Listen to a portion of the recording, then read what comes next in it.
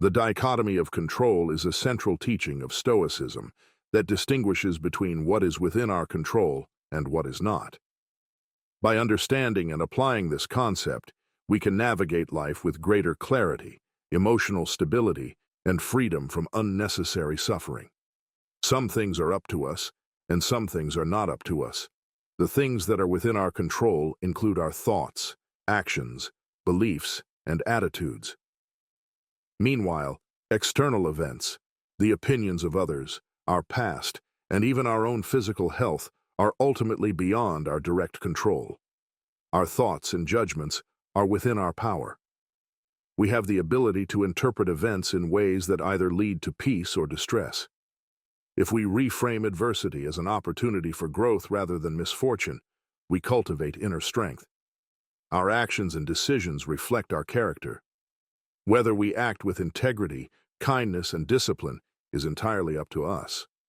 Our desires and aversions can be trained to seek what is beneficial and to avoid unhealthy attachments to external outcomes. Our reactions to events remain in our control. While we cannot control external circumstances, we can always control our response to them. A calm and rational response to difficulties leads to less suffering. The actions and opinions of others are beyond our control. We cannot dictate how others behave, think, or feel. Trying to control others leads to frustration and conflict. External events and circumstances such as accidents, natural disasters, political changes, and economic fluctuations are outside our influence. We can only prepare and adapt. The past cannot be changed, so regret is futile. What matters is how we learn from it and move forward. Our health and mortality are inevitable aspects of life. While we can adopt healthy habits, aging, illness, and death remain beyond our control. When we mistakenly attempt to control what is inherently uncontrollable, we set ourselves up for frustration, anxiety, and disappointment. By contrast, focusing on what we can control grants us power and peace. This mindset shift allows us to let go of unnecessary suffering and invest energy where it truly matters. Accepting what is beyond our control does not mean passive resignation. Rather, it means understanding reality as it is and responding appropriately. If we lose a job, instead of lamenting external factors, we can focus on improving our skills and seeking new opportunities. If someone speaks ill of us, instead of obsessing over their opinion, we can choose to act in a way that aligns with our values. When we channel our efforts into the controllable aspects of life, we cultivate a sense of purpose and agency. We may not control whether we succeed or fail in an endeavor, but we do control the effort we put in. We may not control how long we live, but we can control how meaningfully we live. Worrying about uncontrollable factors is mentally exhausting.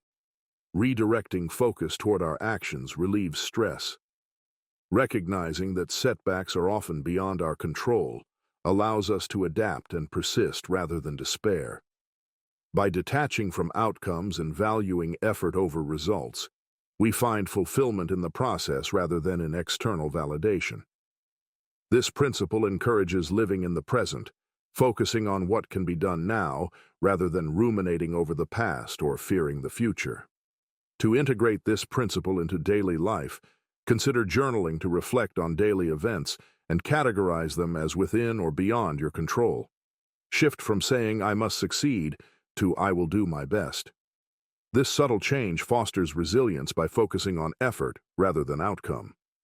Before reacting to a situation, pause and ask, "Is this within my control?" If it is, take appropriate action. If not, let it go. Instead of seeking approval from others, focus on living virtuously according to your own values. View difficulties as opportunities for personal growth rather than as misfortunes. At work, you may not control office politics, but you control your professionalism, effort, and ethical standards. In relationships, you cannot force someone to love or respect you, but you can choose to be kind, honest, and self-respecting. In health, while illness may strike unexpectedly, you control how you care for your body and mind. In traffic, you cannot control congestion, but you can control your reaction, frustration, or patience. Some critics argue that the dichotomy of control promotes passivity, as it emphasizes accepting what cannot be changed. However, Stoicism is not about inaction, it is about effective action. Recognizing what is within our control empowers us to act with clarity and purpose, rather than being consumed by frustration over the uncontrollable. Some may misinterpret Stoic acceptance as a lack of emotion. On the contrary, Stoics experience emotions but do not let emotions dictate their actions. They cultivate equanimity, responding to life's challenges with wisdom rather than impulse. Training the mind to focus on what is within our control requires deliberate effort. One method is practicing negative visualization, contemplating potential misfortunes to prepare for them emotionally. By imagining loss, hardship, or failure, we reduce fear and increase resilience. Another practice is voluntary discomfort, occasionally exposing ourselves to minor discomforts, such as cold showers or fasting, to strengthen our tolerance for adversity. The dichotomy of control has been echoed in modern psychology, particularly in cognitive behavioral therapy, CBT. CBT emphasizes the role of perception in emotional well-being, teaching individuals to challenge irrational thoughts and focus on what can be changed.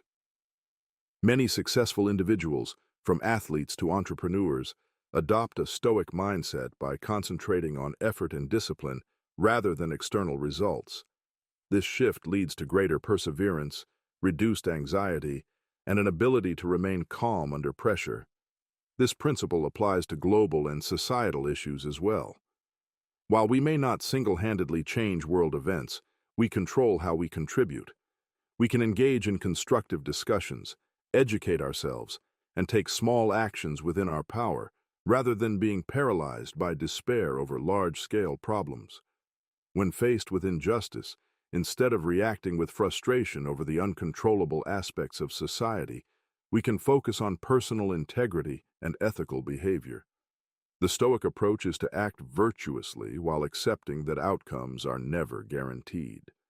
This applies to activism, leadership, and personal relationships. Effort matters more than results. Virtue is the highest good is our second principle and the foundation of a meaningful life. It is not wealth, pleasure, or status that defines the quality of a life, but the pursuit of moral excellence. Virtue is its own reward, and nothing external can surpass its value. A life led by virtue is inherently good, regardless of circumstances. External achievements or possessions are fleeting, but character endures. True fulfillment arises from acting with wisdom, justice, courage, and temperance, rather than from the pursuit of external rewards. Virtue is within our control, whereas fortune is not. A virtuous person does not depend on wealth, power, or pleasure to find contentment. These things can be taken away, but virtue remains steadfast. One who pursues virtue is self-sufficient in happiness, not swayed by external circumstances. Wealth does not guarantee a good life if used unwisely. Power can corrupt those who lack virtue. Pleasure can be fleeting and deceptive. Only virtue provides lasting fulfillment. While fortune is uncertain and often unjust, virtue is always within our grasp. No external force can take away the integrity of a just individual. Wisdom is the ability to discern right from wrong, to see beyond appearances, and to make decisions rooted in reason. It is cultivated through reflection, learning, and experience. A wise person does not act impulsively, but considers the broader consequences of their actions. Justice is the principle of giving each their due, acting fairly, and treating others with respect. A just person does not act out of selfishness, but considers the needs of others. They uphold moral integrity even when it is difficult. Courage is the strength to act rightly despite fear, pain, or hardship. It is not the absence of fear, but the mastery of it. A courageous person faces adversity with resilience and does not allow fear to dictate their actions. Temperance is the practice of moderation and self-control. It prevents excess and ensures balance in all aspects of life. A temperate person does not indulge in fleeting pleasures but maintains discipline and restraint. Virtue is not contingent on external recognition. A person of virtue acts rightly even when no one is watching. Their actions are not dictated by praise or condemnation, but by an internal commitment to what is good. Praise may be given to the undeserving, and condemnation may fall upon the just, but virtue remains independent of public opinion. A virtuous person does not seek approval, but acts in accordance with their principles. Even in obscurity, virtue shines. The pursuit of virtue requires discipline and effort. It is not acquired in an instant, but through continuous practice. Each moment presents an opportunity to act with integrity, patience, and wisdom. Mistakes will be made, but they are lessons rather than failures. Growth comes through self-examination and the constant refinement of character. Virtue is a lifelong journey, not a final destination. A virtuous life is not without challenges. Hardship, suffering, and injustice will arise, but they do not diminish the value of virtue. In fact, adversity provides the opportunity to demonstrate virtue. It is easy to be just when all is well, but true justice is tested in times of conflict. It is easy to be patient when circumstances are favorable, but true patience is demonstrated in the face of difficulty. Virtue is not about ease, but about strength of character. Happiness is often sought in external things, but true happiness comes from living virtuously. Pleasure fades, possessions can be lost, and status is fleeting. But a life of virtue remains fulfilling regardless of circumstances. A virtuous person finds joy in living rightly, not in external rewards. They are at peace with themselves, knowing they have acted with integrity. No external misfortune can take away the inner contentment of one who lives virtuously. Virtue benefits not only the individual, but society as a whole. A just society is built upon the virtue of its citizens. Laws and institutions may maintain order, but true justice arises from the character of individuals. A society of wise, just, courageous, and temperate individuals fosters harmony and well-being. Corruption, injustice, and conflict arise when virtue is neglected. Thus, the cultivation of virtue is not only a personal duty, but a collective necessity. The Stoics taught that external events are beyond our control, but our virtue is entirely within our power. No one can force us to act unjustly. No hardship can make us abandon wisdom. No suffering can strip us of courage. Virtue is the one thing that remains wholly our own. While wealth, reputation, and pleasure are subject to fortune, virtue depends only on our will. This makes it the highest good, for it alone is unshakable and self-sustaining. Virtue is tested in every aspect of life. In relationships, it requires honesty, kindness, and respect. In work, it demands diligence, integrity, and fairness. In hardship, it calls for patience and resilience. Each day presents new challenges, but also new opportunities to act virtuously. The pursuit of virtue is not always easy, but it is always worthwhile. Even in the face of death, virtue remains. A virtuous person does not fear death, for they have lived rightly. They do not cling to life desperately, but accept the natural course of existence with peace. A life lived with virtue is complete, no matter its length. The measure of a good life is not how long it lasts, but how well it is lived. To understand the depth of virtue, one must recognize that it is not a passive quality, but an active pursuit. It requires daily reflection, a conscious effort to make ethical choices, and the courage to resist external temptations. It is easy to be swayed by desires, ambitions, and fears, but virtue demands steadiness. It calls for a consistent application of wisdom, justice, courage, and temperance, no matter the circumstances.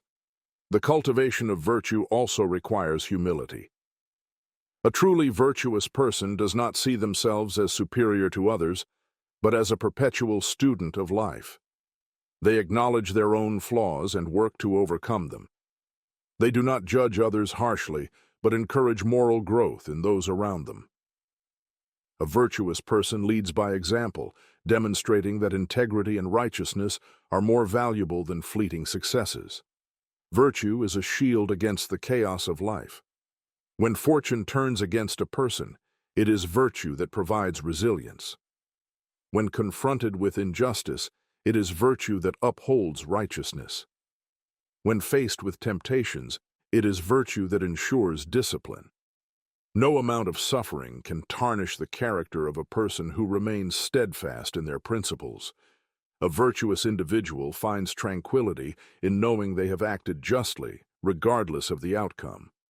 Throughout history, the wisest figures have taught that virtue is the only true possession. Marcus Aurelius, Epictetus, and Seneca emphasize that everything else, wealth, health, reputation, is beyond our control and ultimately insignificant in the grand scheme of things. They urged individuals to focus on what they can control, their actions, their responses, and their inner moral compass. By prioritizing virtue, one finds freedom from the unpredictability of external events. To live with virtue is to live with purpose, integrity, and peace. It is a life that does not waver in the face of adversity, but grows stronger because of it. Those who seek happiness elsewhere will always be at the mercy of fortune, but those who seek virtue will find fulfillment that cannot be taken away.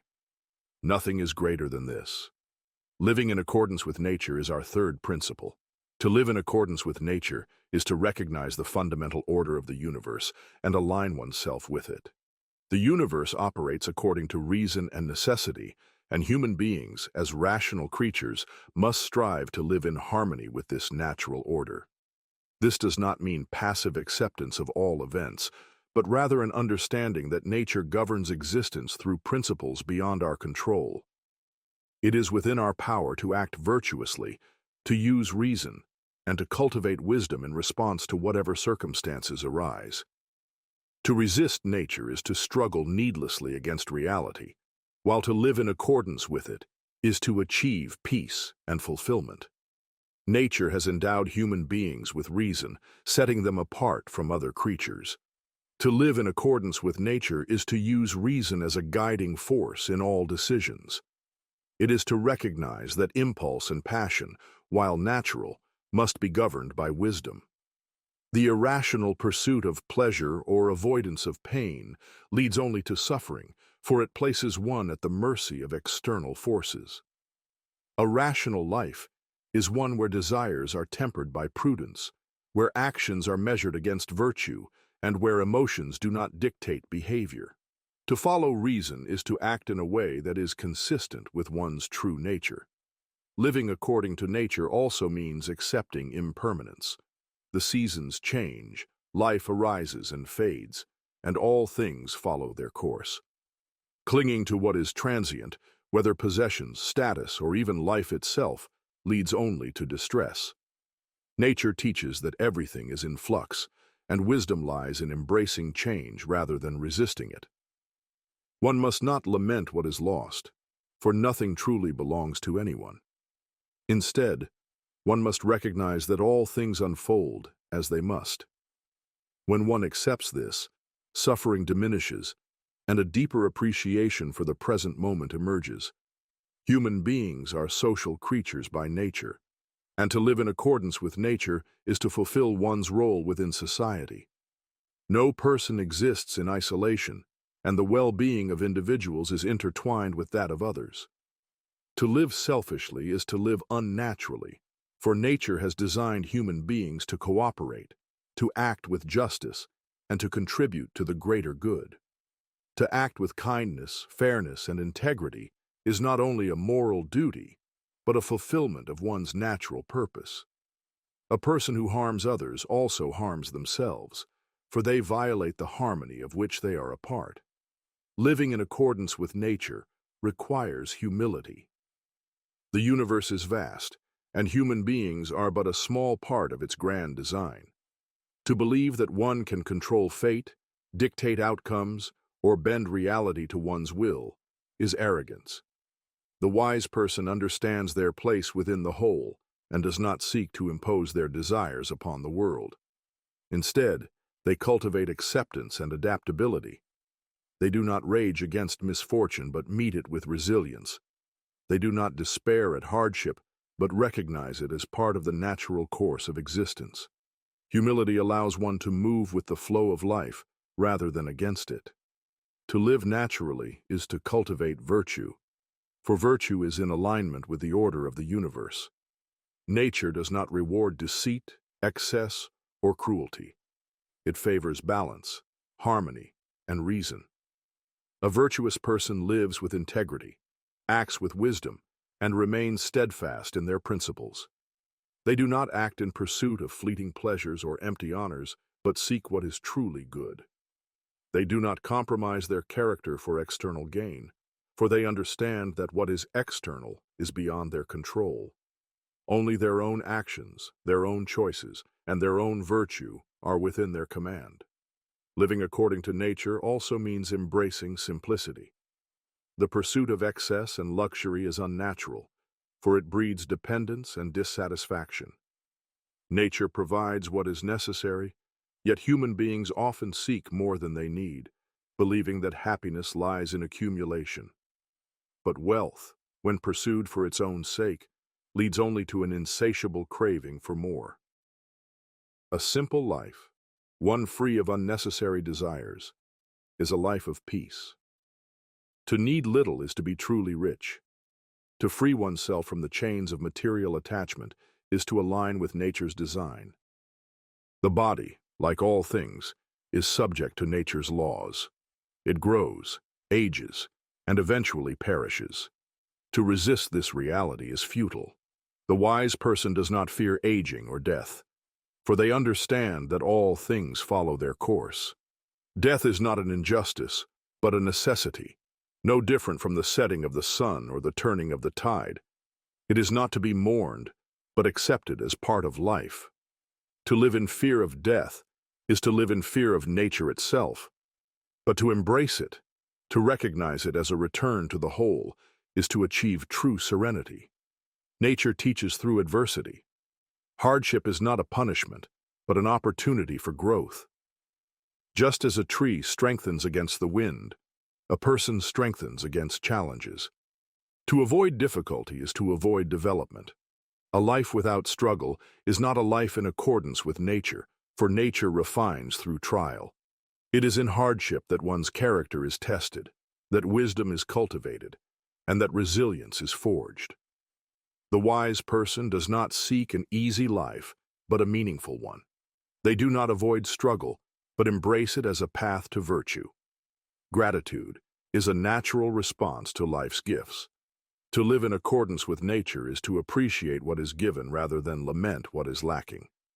The world provides air to breathe, food to sustain, and beauty to behold. Each day is an opportunity, each moment a gift. Discontent arises when one focuses on what they do not have rather than what they do. The wise person does not take life for granted, but greets each day with appreciation. They do not yearn for more, but recognize that they already have enough. Living naturally does not mean surrendering to fate, but understanding it. It is not passive acceptance, but active engagement with life as it is. One must strive to be virtuous, to act justly, and to seek wisdom, but never with the illusion of total control. The river flows as it will. One can navigate its currents, but cannot change its course. To live in accordance with nature is to move with the river rather than against it. It is to act with purpose while accepting what is beyond one's power. There is great peace in aligning oneself with the natural order. To live unnaturally is to struggle, to fight against the inevitable, to resist what cannot be changed. But to live naturally is to find harmony. It is to live with purpose, with virtue, and with an understanding of one's place in the whole. It is to embrace reason, to cultivate wisdom, and to accept life on its own terms.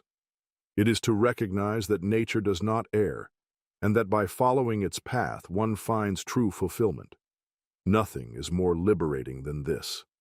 The Latin phrase memento mori, which translates to remember that you must die, is an ancient concept that carries profound significance. It is a reminder of human mortality, urging us to acknowledge the inevitable end that awaits all of us. This reflection on death is not intended to incite fear or despair, but to provoke awareness, helping us lead more intentional and meaningful lives. The phrase has been passed down through various cultures, philosophies, and religions throughout history, and it remains as relevant today as it was in ancient times. The phrase memento mori is most commonly associated with Stoic philosophy, particularly the teachings of ancient philosophers like Marcus Aurelius and Seneca. The Stoics believed that reflecting on death was a powerful tool for achieving personal growth and inner peace. By constantly reminding ourselves of our mortality, we can focus on the present moment, make more meaningful choices, and cultivate virtues such as wisdom, justice, and courage. The concept of memento mori also played a significant role in medieval Christian thought. During the Middle Ages, monks and religious leaders encouraged the faithful to meditate on death in order to live more virtuous lives.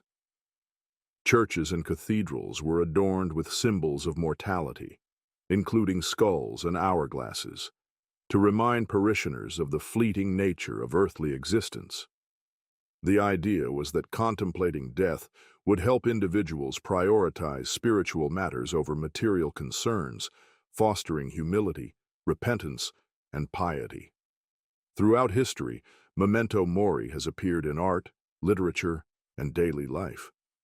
In the 16th and 17th centuries, it was popularized in vanitous paintings, still-life artworks that depicted objects like skulls, wilting flowers, and decaying fruit. These works were intended to remind viewers of the transience of life and the futility of worldly pursuits. The vanitous genre, while rooted in religious symbolism, also offered a secular reflection on human mortality, providing a space for contemplation on the nature of existence and the passage of time. For the Stoics, memento mori was not a grim reminder of the inevitable, but a tool for living a virtuous life. Philosophers like Marcus Aurelius and Epictetus believed that the constant contemplation of death would help individuals detach from the fear and anxieties that often accompany it. By acknowledging that death could come at any moment, we are encouraged to live with a sense of urgency, making the most of the time we have. In his meditations, Marcus Aurelius often reflected on death, using it as a guide for how to live. He wrote, "You could leave life right now. Let that determine what you do and say and think." This sentiment is not a call for recklessness, but for mindful living. It encourages us to focus on what is truly important, our relationships, our values, and our purpose, while letting go of distractions and superficial concerns. The Stoics argued that the awareness of our mortality can foster resilience and inner peace. When we accept the reality that death is an inevitable part of life, we are less likely to fear it or be overwhelmed by it. Instead, we can cultivate a sense of gratitude for the time we have, knowing that it is finite. This acceptance of mortality can free us from the grip of fear and help us prioritize what truly matters. The practice of contemplating our mortality is not an easy one. It can evoke feelings of sadness, fear, or existential anxiety. Yet, paradoxically, it can also lead to greater emotional well-being and peace of mind.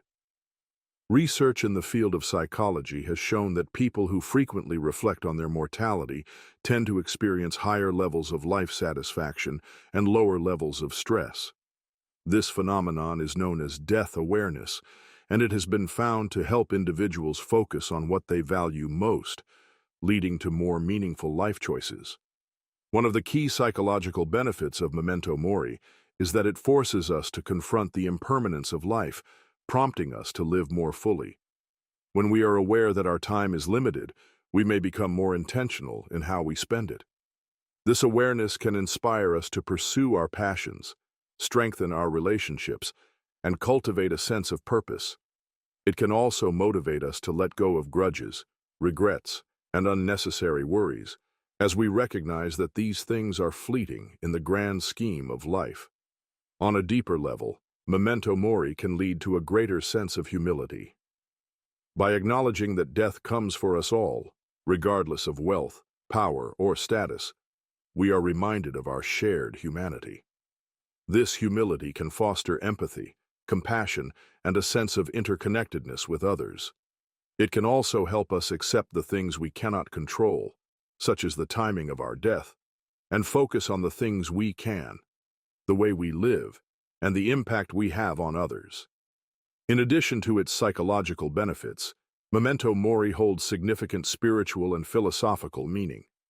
For many, the awareness of death leads to a deeper understanding of life itself.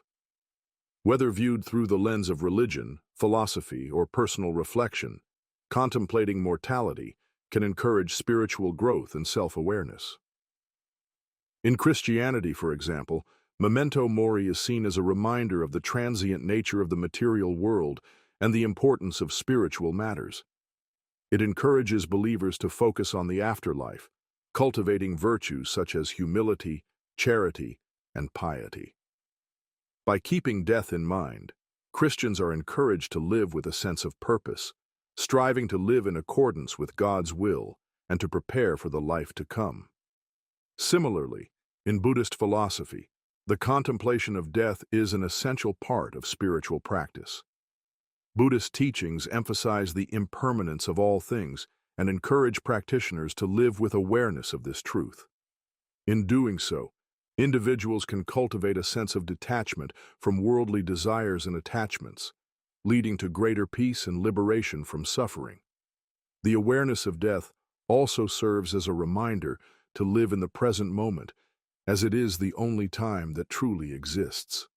In the modern world, memento mori may seem like an antiquated concept, but its lessons are still profoundly relevant. In an age of distraction, consumerism, and constant busyness, we often forget the fleeting nature of life. The demands of modern society can lead us to focus on external achievements, material wealth, and superficial success. Yet, memento mori offers a powerful counterbalance, reminding us that these things will not matter when our time is up.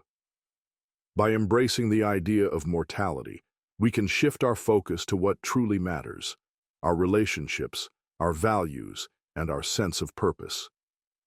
We can use the awareness of our impermanence as a motivator to live more fully and meaningfully, appreciating the small moments and fostering gratitude for the present. Amor fati, a Latin phrase that translates to love of fate, carries with it a powerful, transformative philosophy that has resonated through time, particularly within Stoic thought and the existential philosophy of Friedrich Nietzsche. The central idea behind amor fati is not only to accept everything that happens in life, good, bad, and neutral, but to love it as part of the natural flow of existence. It suggests that rather than fighting against fate, we should embrace and affirm it, seeing all experiences as necessary and valuable, whether they bring joy, hardship, or something in between. This radical acceptance can reshape how we live, how we approach challenges, and how we find meaning in our everyday lives. In Stoic philosophy, amor fati is closely aligned with the idea that we cannot control the events that happen to us, but we can control how we respond to them.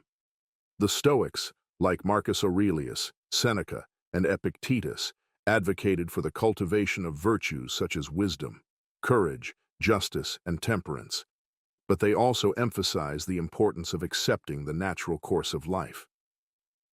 Marcus Aurelius, in particular, often reflected on the nature of life and death, and he recognized that everything that occurs, both positive and negative, is part of a larger, rational order. The Stoics believed that to live virtuously, we must accept that we are not masters of external events, but rather, we can control our inner responses and our alignment with the flow of nature.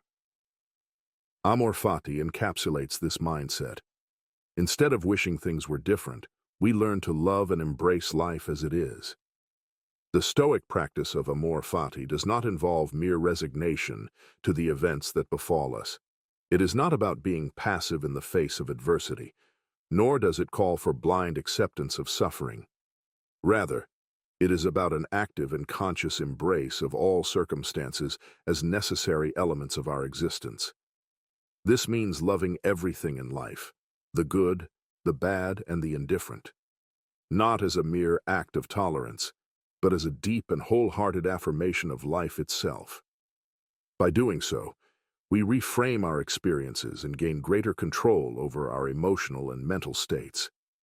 We become less attached to outcomes and more focused on how we respond to the unfolding of life. Marcus Aurelius frequently reminded himself that life is inherently filled with both joy and hardship. In his Meditations, he wrote, "The impediment to action advances action. What stands in the way becomes the way." In this reflection, he is echoing the core idea of amor fati. What may initially appear as an obstacle, a difficulty, or a misfortune can actually be the very thing that leads to growth, strength, and wisdom.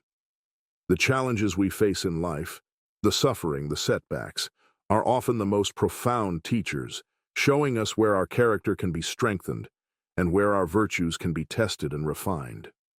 The concept of amor fati also takes on a new dimension when explored through the lens of Friedrich Nietzsche's philosophy. Nietzsche, a 19th century philosopher, radically reinterpreted the idea of fate and affirmed the importance of loving it with deep passion.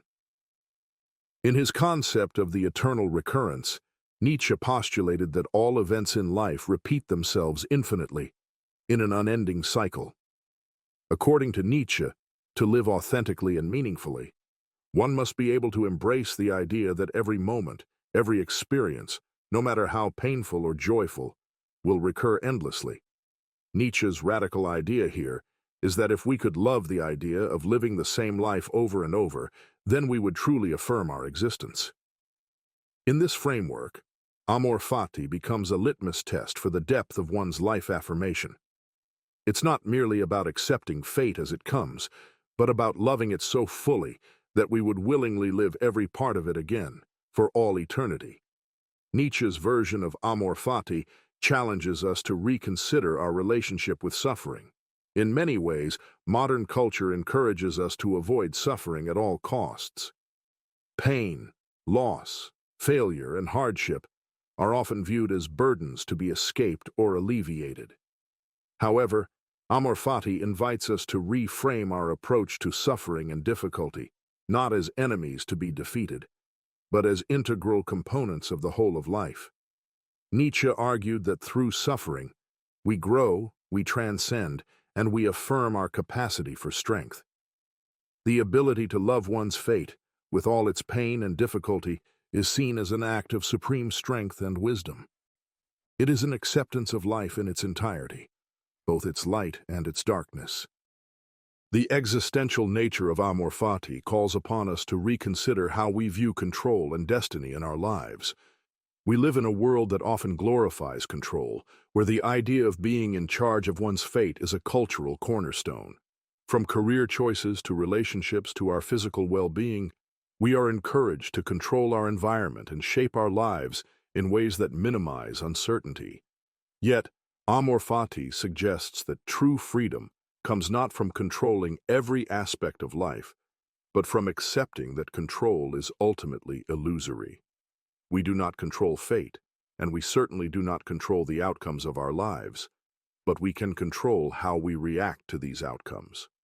When we accept and love fate, we are able to let go of the need to constantly strive for perfection or to fix everything. We come to understand that there is no perfect life, no ideal scenario where everything falls into place. Instead, we learn to see beauty and meaning in the imperfect, the incomplete, and the uncertain. We no longer need to resist life's challenges. Instead, we can embrace them as opportunities for growth, for change, and for personal evolution. Living with amor fati does not mean that we passively accept injustice or harmful actions without resistance. It does not mean that we give up our agency to make positive changes in the world or in our own lives.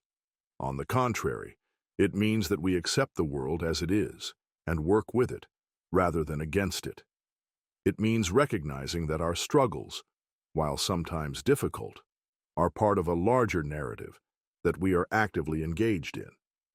We can choose to act in accordance with our values, to pursue our goals with determination, but we must also do so with the understanding that we cannot control every outcome. We must learn to love the process, regardless of where it takes us. A practical way to cultivate amor fati in daily life is by shifting our perspective on setbacks and difficulties. When we face challenges, instead of immediately reacting with frustration, disappointment, or self-pity, we can take a step back and ask ourselves, what can I learn from this? How is this event contributing to my growth and development? By asking these questions, we can begin to see every experience, no matter how difficult, as a potential source of learning and transformation. It is through this lens of love and acceptance that we begin to live more fully, with greater peace and less attachment to external outcomes. Amor fati also fosters a deeper sense of gratitude.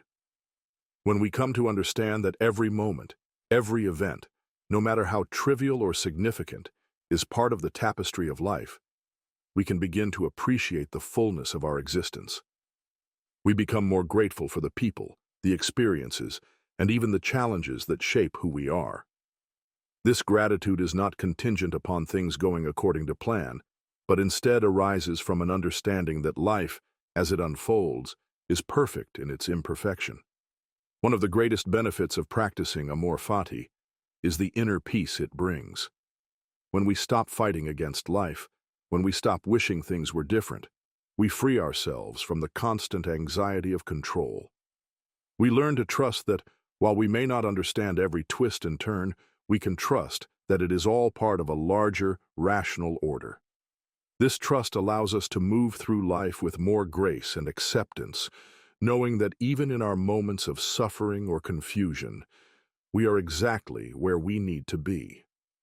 Negative visualization is a practice rooted in Stoic philosophy that encourages individuals to imagine the worst-case scenarios in order to cultivate greater resilience, appreciation, and clarity in life. This technique is not meant to bring about negativity or despair, but to prepare the mind for potential challenges and help individuals navigate difficult situations with composure. Through imagining the loss of things we hold dear, whether relationships, material possessions, or health, we come to appreciate them more fully, reduce anxiety, and develop a sense of gratitude for the present moment. By confronting our fears and uncertainties in advance, we empower ourselves to face them with a sense of calm and readiness if they ever materialize.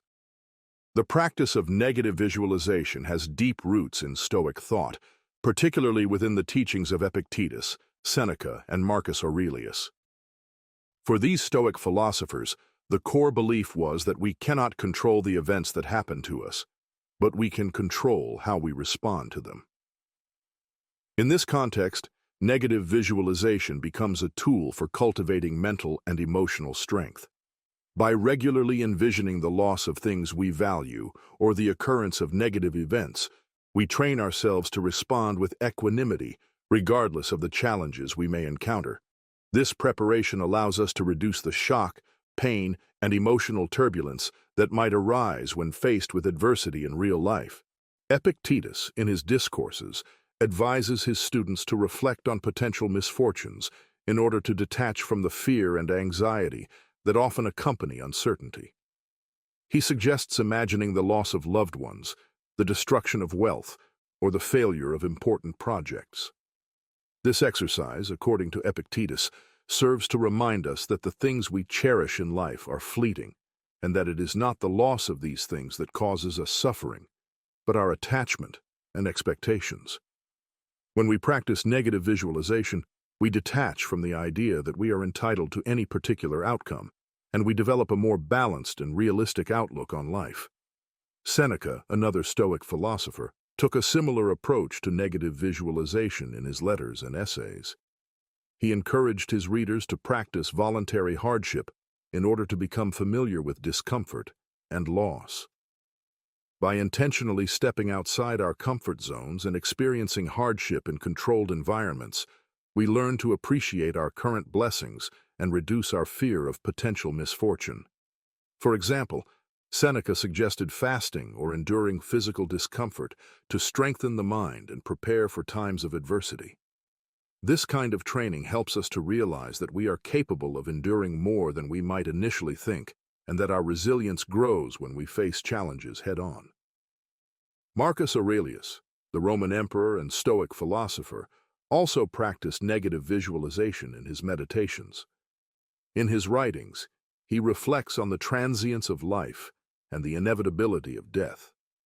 He writes about the importance of contemplating the things we take for granted, such as our health, relationships, and possessions, so that we can learn to appreciate them more deeply while we have them. Marcus Aurelius frequently reminded himself that everything is temporary, and that the best way to prepare for the eventual loss of anything dear to us is to acknowledge its impermanence early on. By doing so, he cultivated a mindset of gratitude, acceptance, and tranquility, even in the face of adversity. One of the most profound aspects of negative visualization is its ability to foster gratitude. In modern life, it is easy to take the things we value most for granted. We become accustomed to our relationships, our homes, our health, and our material possessions, and we may only realize how much they mean to us when we face the threat of losing them. Negative visualization allows us to take a step back and consciously imagine what life would be like without these things. By doing so, we bring our attention to the present moment and develop a deep sense of appreciation for what we have.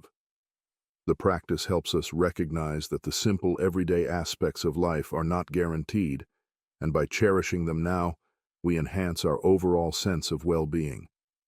Negative visualization also serves as a tool for reducing anxiety.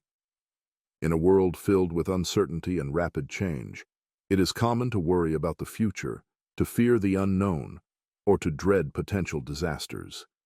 However, by intentionally envisioning negative outcomes and accepting them as part of the human experience, we diminish their power over us. When we acknowledge that suffering, loss, and hardship are inevitable parts of life, we free ourselves from the constant anxiety of what might happen. Instead of being paralyzed by fear or dread, we learn to face life's challenges with greater clarity and equanimity. This technique is not about inviting negativity into our lives, but about embracing reality with open eyes. Negative visualization helps us to recognize that while we cannot control external events, we can control our internal reactions. By imagining and accepting the worst-case scenarios, we prepare ourselves mentally and emotionally for any adversity that may come our way. This practice helps us become less reactive and more resilient when faced with hardship, because we have already confronted our fears in advance. Furthermore, negative visualization can help individuals make better decisions. When we imagine the potential consequences of our actions, particularly the negative outcomes, we are better able to assess risks and make more informed choices. For example, if we are contemplating a major life decision, such as changing careers or ending a relationship, negative visualization allows us to imagine how we might feel if things don't go as planned. By considering the worst possible outcome, we are better prepared to cope with the realities of any situation and avoid making rash decisions based on short-term desires or unrealistic expectations. Another valuable aspect of negative visualization is its ability to increase patience and perspective. In times of difficulty, it is easy to become overwhelmed by emotions like frustration, anger, or resentment. However, by regularly practicing negative visualization, we cultivate an awareness of the transient nature of all things. We come to understand that our current difficulties, while challenging, are temporary, and that we have the strength and resilience to overcome them. The awareness that all things pass, including suffering, allows us to endure hardships with greater patience and composure. Additionally, Negative visualization encourages individuals to live more intentionally and with greater focus on what truly matters. When we regularly reflect on the possibility of loss, we gain clarity about what is truly important in life. We begin to prioritize the things that align with our values and let go of superficial distractions or unnecessary attachments.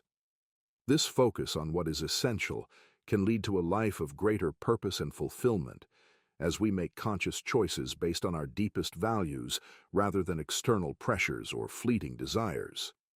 A common misconception about negative visualization is that it promotes a pessimistic or fatalistic view of life. In fact, the opposite is true. This practice encourages us to face life with open eyes and a clear understanding of its impermanence. By contemplating potential losses, we are better able to appreciate and value what we have. This, in turn, leads to a greater sense of peace and contentment. The Stoics believed that we can only achieve true tranquility by embracing life as it is, without resisting or wishing for things to be different. Negative visualization is a powerful tool in this process, helping us develop a more balanced and realistic perspective on life. The practice of negative visualization can also help build empathy. When we imagine the suffering and challenges faced by others, we cultivate a deeper understanding of their experiences. This greater empathy can foster compassion and kindness, as we recognize that all people are subject to the same trials and tribulations of life. In this way, negative visualization not only benefits us individually, but also contributes to building more compassionate and supportive communities. Voluntary discomfort is a practice that involves intentionally choosing to experience discomfort or hardship, not for the sake of suffering, but as a tool for personal growth, resilience, and mental fortitude. By embracing discomfort in controlled and purposeful ways, individuals can strengthen their capacity to endure life's inevitable challenges with grace and composure. This concept is deeply rooted in Stoic philosophy, where the central idea is that true strength is not found in avoiding hardship, but in willingly confronting it and using it as a means to cultivate virtue, wisdom, and resilience. By voluntarily stepping out of our comfort zones and embracing discomfort, we learn to develop a more robust mindset, greater appreciation for the ease we often take for granted, and an increased ability to handle adversity when it arises. The practice of voluntary discomfort is closely related to the Stoic ideal of self-discipline, which involves taking control of one's internal state and reactions rather than allowing external circumstances to dictate one's emotional well-being. The Stoic philosophers, such as Seneca, Epictetus, and Marcus Aurelius, frequently advocated for engaging in practices that would build mental strength and promote resilience in the face of challenges. Voluntary discomfort, as an intentional exercise in self-mastery, helps individuals break free from the tendency to seek constant comfort and ease. Instead, embracing the idea that discomfort can be an essential catalyst for growth and development. Epictetus, a prominent Stoic philosopher, offered guidance on this principle in his discourses. He emphasized that it is not the external events or discomforts that harm us, but our perceptions of those events. The key to resilience, according to Epictetus, lies in our ability to control how we respond to discomfort and challenge. He suggested that individuals can prepare themselves for life's inevitable difficulties by intentionally exposing themselves to minor discomforts, such as physical hardships or emotional discomforts, in order to practice maintaining composure in the face of adversity. This voluntary exposure to discomfort enables individuals to develop a sense of control over their emotional reactions, even in the most challenging situations. Seneca, in his letters and essays, also endorsed the practice of voluntary discomfort. He believed that individuals should practice self-restraint and voluntary hardships in order to strengthen their character. One example of this is his recommendation to occasionally fast or to abstain from physical comforts, such as luxury foods, warm clothing, or fine bedding. By choosing to live without these comforts from time to time, a person learns to appreciate them more fully when they are available, while also becoming less dependent on them. Seneca's writings emphasize that the ability to endure discomfort in a controlled manner is one of the keys to developing true inner strength and fortitude. It is not the avoidance of discomfort that makes us resilient, but our ability to embrace it when it arises. Marcus Aurelius, the Roman emperor and Stoic philosopher, also recognized the value of voluntary discomfort in his meditations. In his reflections, Marcus Aurelius frequently reminded himself to practice self-discipline and detachment from unnecessary comforts. He would deliberately expose himself to discomfort, such as enduring cold temperatures or physical exertion, as a way to strengthen his mind and body. Marcus Aurelius viewed discomfort not as an obstacle to be avoided, but as a necessary part of life that could enhance his understanding of the transient nature of external circumstances. His practice of embracing discomfort allowed him to maintain a sense of inner peace and composure, regardless of external conditions. Voluntary discomfort can take many forms, depending on the individual's goals and preferences. For example, one might intentionally choose to engage in physically demanding activities, such as running long distances, cold showers, or fasting. These practices allow the individual to experience physical discomfort in a controlled and purposeful way. The discomfort of these experiences serves as a reminder that the body's desires and needs are not always in alignment with what is necessary for growth. Through voluntary discomfort, one learns to detach from the constant need for comfort and to recognize that true strength lies in the ability to endure and persevere through challenging situations.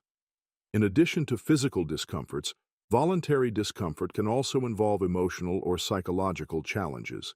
This may include exposing oneself to uncomfortable social situations, engaging in difficult conversations, or confronting one's fears and insecurities. By intentionally stepping into situations that push us outside of our comfort zones, we strengthen our emotional resilience and build confidence in our ability to face difficult emotions without being overwhelmed by them. The practice of embracing emotional discomfort can help individuals develop a greater sense of self-control, allowing them to respond thoughtfully and calmly in situations that might otherwise provoke anxiety, anger, or fear. One of the primary benefits of voluntary discomfort is that it builds resilience.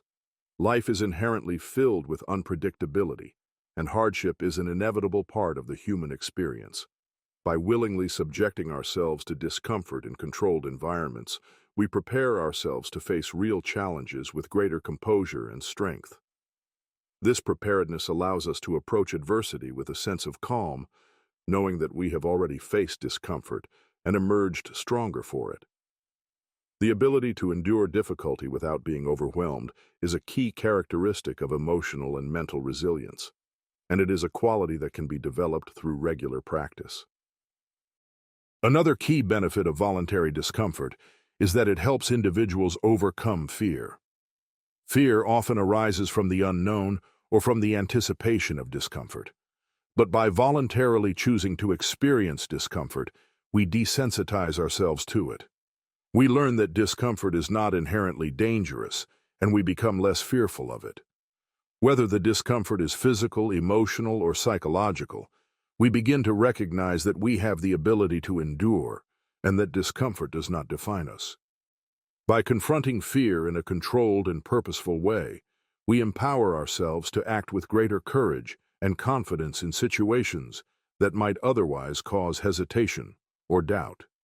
Voluntary discomfort also fosters a sense of discipline. In a world where immediate gratification is often prioritized, the ability to choose discomfort over comfort requires a strong sense of self-control. This discipline allows individuals to align their actions with their long-term goals and values rather than giving in to short-term desires. Through the practice of voluntary discomfort, one learns to delay gratification, to endure hardship for the sake of personal growth, and to make choices that lead to greater fulfillment in the long run. The practice of voluntary discomfort also promotes a mindset of gratitude and contentment. In our modern world, it is easy to become accustomed to a lifestyle of constant comfort, luxury, and convenience. However, when we intentionally choose to live without these comforts, we gain a deeper understanding of their value. We come to appreciate the simple things in life, such as food, shelter, and health, and we are less likely to take them for granted. This appreciation helps foster a sense of contentment as we realize that we have all that we need to live a fulfilling life, even without the luxuries we may be accustomed to. Indifference to praise and blame is a central concept in Stoic philosophy that emphasizes maintaining inner peace and emotional stability, regardless of external opinions, whether positive or negative. The Stoics believed that our peace of mind should not depend on the judgments or approval of others, but should be rooted in our own actions and virtuous living. By cultivating indifference to both praise and blame, we protect ourselves from the emotional turmoil that often arises when we seek validation or fear criticism. This practice encourages individuals to focus on their own values and principles rather than being swayed by external opinions, which can often be fleeting or inaccurate. Ultimately, the Stoics saw indifference to praise and blame as a way to cultivate a life of virtue, self-sufficiency, and tranquility. The Stoic philosophers, including Epictetus, Seneca, and Marcus Aurelius, consistently advocated for the cultivation of inner strength and independence from external influences. For them, the key to living a virtuous and fulfilling life was to remain unaffected by praise or blame, as both could lead to attachment and distraction from the true purpose of life, acting in accordance with virtue. Rather than seeking external validation or avoiding criticism, the Stoics emphasized focusing on one's own moral compass and making decisions based on what is right, not what others think or say. By doing so, we free ourselves from the need for approval and the fear of disapproval, which can lead to a more peaceful and resilient existence. Epictetus, in his discourses and Enchiridion, frequently emphasized the importance of distinguishing between what is within our control and what is not. He argued that external events, including the praise or blame of others, are beyond our control, and therefore should not affect our inner state. Epictetus taught that the opinions of others, whether they praise us for our accomplishments or blame us for our mistakes, are ultimately irrelevant to our well-being. What matters, he asserted, is how we respond to these external judgments. If we are swayed by praise, we risk becoming prideful and dependent on the approval of others. If we are hurt by blame, we allow ourselves to be controlled by the disapproval of others. Instead, Epictetus urged his followers to focus on their own actions and moral character, which are the only things truly within their control. Seneca, in his letters to Lucilius and various essays, echoed a similar sentiment. He believed that seeking praise or avoiding blame was a sign of weakness, as it meant relying on external factors for validation. For Seneca, the true Stoic was one who lived according to reason and virtue, regardless of how others perceived them. He encouraged his readers to focus on their own sense of duty and integrity, rather than being swayed by the fluctuating opinions of others. Seneca warned that the desire for praise could lead to a life of constant striving for approval, while the fear of blame could cause unnecessary anxiety and self-doubt. Both of these tendencies, he argued, are distractions from the pursuit of a virtuous and meaningful life. Marcus Aurelius, the Roman emperor and Stoic philosopher, also emphasized the importance of indifference to praise and blame in his meditations. In his reflections, Marcus frequently reminded himself that the opinions of others were irrelevant to his sense of purpose. He understood that praise could inflate the ego and lead to arrogance, while blame could provoke unnecessary shame or guilt. Marcus Aurelius believed that true fulfillment came from living in accordance with one's values and principles, rather than seeking external validation. He reminded himself that others' opinions were shaped by their own biases, desires, and perspectives, and therefore should not be taken too seriously. Instead, he focused on cultivating virtue and wisdom, which were the only sources of true satisfaction and contentment. One of the core ideas behind indifference to praise and blame is the understanding that external validation is ultimately unreliable. Praise, while it may feel good in the moment, is often short-lived and can be given for superficial reasons, such as appearance or luck, rather than genuine merit. Similarly, blame can be misguided or unjust, as it is often based on misunderstandings or the opinions of people who lack the full context. The Stoics recognize that basing our self-worth on the judgments of others is a precarious endeavor, as these judgments are often fluctuating and beyond our control. By cultivating indifference to praise and blame, we develop a greater sense of self-sufficiency and inner strength. Instead of relying on external validation to feel good about ourselves, we learn to derive our sense of worth from our own actions, character, and adherence to virtue. The Stoics believed that true happiness and fulfillment come not from external circumstances, but from the cultivation of wisdom, courage, justice, and temperance, virtues that are within our control. By focusing on living a virtuous life, we can find contentment and peace, regardless of how others perceive us. Indifference to praise and blame also encourages a more resilient and stable emotional state. When we are overly attached to the opinions of others, our emotions can become erratic and reactive. Praise may lead to feelings of pride or superiority, while blame may lead to feelings of shame or inadequacy. Both of these emotional responses can be destabilizing, as they depend on external factors that are beyond our control. By cultivating indifference to praise and blame, we reduce the influence of these external judgments on our emotional well-being.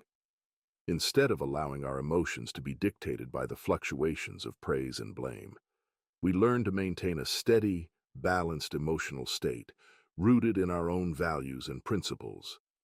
The practice of indifference to praise and blame also fosters a sense of humility. When we are not attached to praise or disheartened by blame, we are more likely to see ourselves as part of a larger whole, rather than seeking to elevate ourselves above others. Praise can sometimes inflate our sense of importance, leading us to believe that we are superior to others. Blame, on the other hand, can cause us to become defensive and self-critical, which may lead to excessive self-focus. By remaining indifferent to both, we maintain a humble perspective, recognizing that our worth is not determined by others' opinions, but by the choices we make in line with our values. Indifference to praise and blame also fosters a sense of freedom. When we are not dependent on external validation, we are free to act according to our own conscience, without worrying about how others will judge us. This freedom allows us to pursue our goals and live authentically, rather than molding ourselves to fit the expectations of others. It also enables us to make decisions that are in alignment with our true values, rather than making choices based on the desire for approval or the fear of disapproval. The Stoics believed that true freedom comes from within, and by cultivating indifference to praise and blame, we free ourselves from the constraints of external judgment. One of the challenges of cultivating indifference to praise and blame is the natural human tendency to seek approval and avoid criticism. We are social creatures, and the opinions of others often play a significant role in our sense of belonging and self-esteem. However, the Stoics believed that this desire for external validation could lead us astray, as it often results in an unhealthy attachment to outcomes and a lack of inner peace. By practicing indifference to praise and blame, we learn to detach ourselves from the need for external validation and develop a more stable, grounded sense of self-worth. Mastering desires and fears is a central theme in Stoic philosophy, which teaches that true freedom and happiness come from understanding and controlling our internal responses to external stimuli. Rather than being at the mercy of our desires or controlled by our fears, the Stoics advocated for self-mastery as a means to achieve tranquility and contentment. Desires and fears, though natural aspects of the human experience, can often lead us astray when they are not properly managed. By cultivating the ability to control and transform these emotions, we empower ourselves to live more virtuous, deliberate lives, focused on what truly matters, rather than being distracted by fleeting pleasures or paralyzed by unnecessary anxieties. The Stoic approach to mastering desires and fears is rooted in the understanding that both emotions are the result of how we perceive the world, and by changing our perception, we can change our relationship with them. Desire, in the Stoic sense, is often seen as an emotional response to the belief that we need something external to be happy, fulfilled, or at peace. Desires can manifest in many forms: the desire for wealth, fame, pleasure, success, or even the approval of others. These desires can lead us to pursue things that may not necessarily align with our true values, causing us to act impulsively or selfishly in an effort to fulfill them. When we base our happiness on external things, we set ourselves up for disappointment, as these things are often beyond our control and can be fleeting or illusory. The Stoics believed that the key to mastering desire is to understand that external possessions, pleasures, or circumstances are not the ultimate sources of happiness. Instead, happiness comes from living in accordance with virtue, which is entirely within our control. Epictetus, in his discourses, emphasized the importance of distinguishing between what is within our control and what is not. He argued that desires often arise from the belief that we need external things to be happy. But in reality, the only thing we truly need is the ability to live virtuously. By focusing on cultivating inner qualities such as wisdom, courage, justice, and temperance, we can achieve contentment regardless of what we possess or lack. Epictetus taught that when we are not attached to external desires, we free ourselves from the pursuit of fleeting pleasures and distractions, allowing us to live more fully and intentionally. Seneca, in his letters to Lucilius and on the shortness of life, also spoke about the dangers of uncontrolled desire. He believed that excessive desire for wealth, status, or material goods leads to a life of constant striving, never satisfied and always seeking more. Seneca wrote that people who are constantly chasing after their desires are like slaves to their passions, unable to enjoy peace or contentment.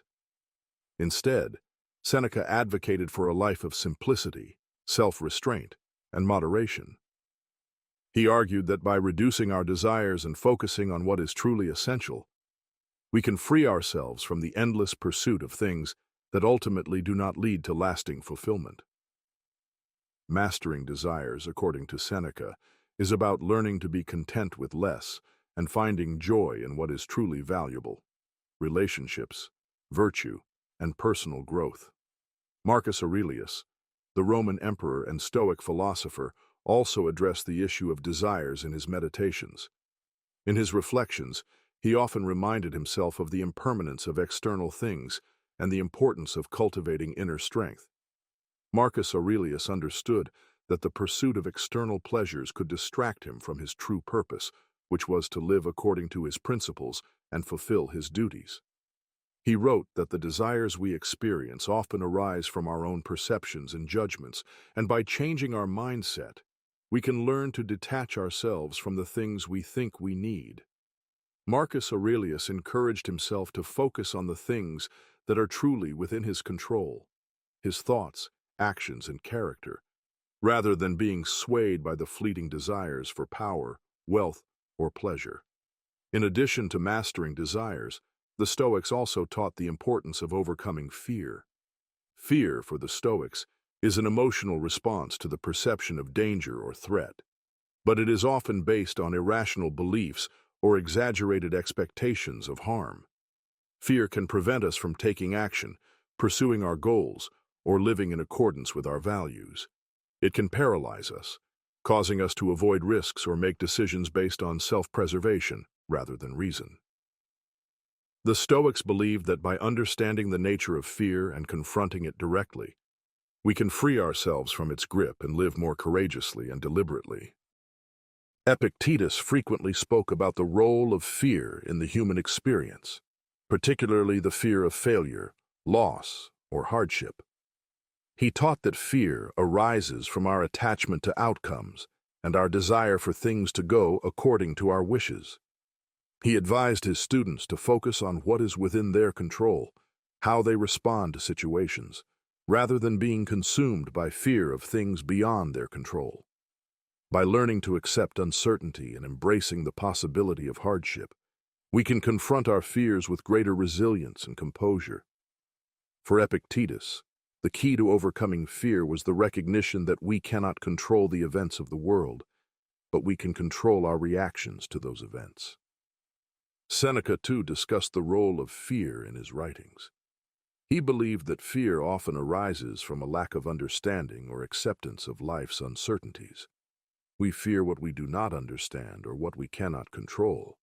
But the Stoics argued that by practicing reason and reflection, we can see that many of our fears are based on assumptions or misconceptions. Seneca recommended that we reflect on the worst-case scenario and consider whether it is truly as dreadful as we imagine. In many cases, he argued, the worst possible outcome is not as catastrophic as we fear, and the consequences of facing our fears are often less damaging than the fear itself. By confronting our fears directly and understanding their true nature, we can eliminate much of their power over us. Marcus Aurelius, in his Meditations, also explored the nature of fear and how it can prevent us from living fully.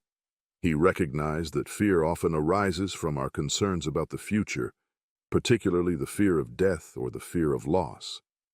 However, he reminded himself that death is an inevitable part of life and that it should not be feared. Instead of avoiding the reality of death, Marcus Aurelius encouraged himself to live each day as if it were his last, focusing on what he could control in the present moment. By accepting the impermanence of life and the inevitability of death, he was able to reduce the power of fear over his thoughts and actions. For Marcus Aurelius, fear was not something to be eliminated entirely, but something to be understood and transcended through the practice of mindfulness, acceptance, and virtue. Mastering desires and fears is not about eliminating them entirely, but about transforming our relationship with them. The Stoics did not seek to suppress natural emotions, but rather to understand and regulate them so that they no longer control us. Desire and fear are both responses to our perceptions and judgments, and by changing the way we perceive the world, we can change how these emotions affect us. For the Stoics, the path to mastery over desires and fears is a path of self-awareness, self-discipline, and deliberate action. One of the primary practices for mastering desires and fears is the practice of mindfulness and reflection. By regularly examining our desires and fears, we can identify the underlying beliefs and assumptions that drive them. Are we seeking pleasure or avoiding pain? Are we fearful of losing something that is ultimately outside of our control? Through introspection, we can begin to challenge these assumptions and replace them with more rational and constructive beliefs. By becoming more aware of our emotions and their underlying causes, we can learn to respond to them with greater wisdom and composure. Another key practice for mastering desires and fears is the cultivation of virtue. Virtue, for the Stoics, is the foundation of a good life. By living in accordance with virtue, we align our actions with our deepest values, and this alignment helps to reduce the power of desires and fears. When we act virtuously, we feel confident in our decisions and are less likely to be swayed by external desires or internal anxieties. Virtue provides a sense of inner stability and purpose, which helps us navigate the inevitable ups and downs of life with resilience and clarity. The power of reason is a fundamental principle in Stoic philosophy, central to the Stoic worldview and approach to living a virtuous life. Reason, in the Stoic sense, refers to the rational faculty of the human mind, the ability to think, reflect, and make decisions based on logic, understanding, and virtue, rather than being driven by emotions, impulses, or external circumstances. The Stoics believe that reason is what sets humans apart from animals, and that by exercising our rational capacities, we can align ourselves with nature and live a life of virtue, tranquility, and wisdom. The power of reason is not simply about intellectual ability, but about using that capacity to shape our responses to the world, ensuring that our actions are guided by wisdom and are in accordance with our higher principles, rather than by transient desires or irrational fears. The Stoics saw reason as the most important tool for achieving the ultimate goal of human life, living in harmony with nature. Nature, for the Stoics, is not only the physical world, but also the rational order that governs the universe. To live according to nature is to live in alignment with the rational principles that structure the cosmos, and reason is the means by which we can achieve this alignment. By exercising reason, we are able to see things as they truly are, without the distortions introduced by unchecked desires or irrational thoughts. Reason enables us to discern what is truly good and valuable, to distinguish between what is within our control and what is not, and to act with virtue, regardless of external circumstances. Epictetus, one of the most influential Stoic philosophers, placed great emphasis on the power of reason in his teachings. In his discourses and Enchiridion, Epictetus teaches that the only thing truly within our control is our own mind, our thoughts, beliefs, and judgments. External events, other people's actions, and the outcomes of our endeavors are beyond our control, but how we respond to these events is entirely up to us. Reason allows us to navigate life's challenges without being overwhelmed by external circumstances. Epictetus argued that when we apply reason, we can maintain inner peace, regardless of what happens in the world around us. He encouraged his students to constantly evaluate their reactions and judgments, ensuring that their actions are guided by reason rather than by unchecked emotions or irrational beliefs. Seneca, another prominent Stoic philosopher, also emphasized the importance of reason in living a virtuous life. In his letters to Lucilius and various essays, Seneca frequently wrote about how reason can help us overcome destructive emotions such as anger, fear, and anxiety. He believed that reason is the antidote to these passions, as it enables us to step back and evaluate situations objectively without being driven by impulsive reactions. For Seneca, the power of reason lies in its ability to provide clarity and perspective, allowing us to make choices that align with our true values, rather than being swayed by transient desires or fears. He viewed reason as a source of strength, as it enables us to remain calm and focused even in the face of adversity. By applying reason, we can overcome the challenges and difficulties of life without losing our equanimity. Marcus Aurelius, the Roman emperor and Stoic philosopher, was deeply influenced by the power of reason. In his Meditations, Marcus reflects on the importance of using reason to govern his actions and responses to the world. He recognized that emotions such as anger, frustration, and fear are natural, but he believed that reason provides the means to regulate these emotions and act in accordance with virtue. Marcus Aurelius frequently reminded himself that his thoughts and judgments were within his control, and that by applying reason, he could maintain a sense of calm and clarity, even in the most challenging of circumstances. For Marcus, reason was a tool not only for personal growth, but also for fulfilling his duties as a ruler.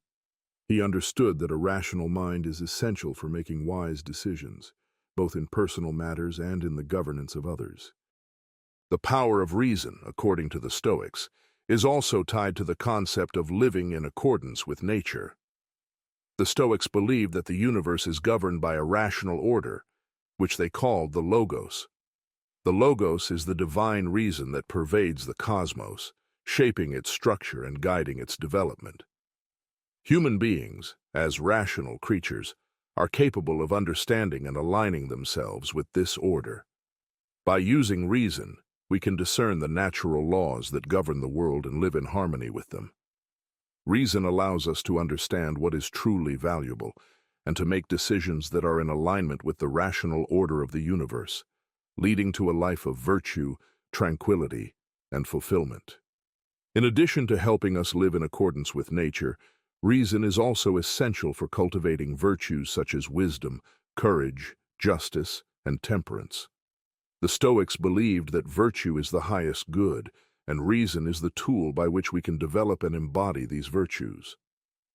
By using reason to guide our actions, we can make choices that are consistent with virtue, rather than being swayed by our desires or fears. Reason helps us to understand what is truly good and to act in ways that contribute to the greater good, rather than pursuing selfish or destructive goals.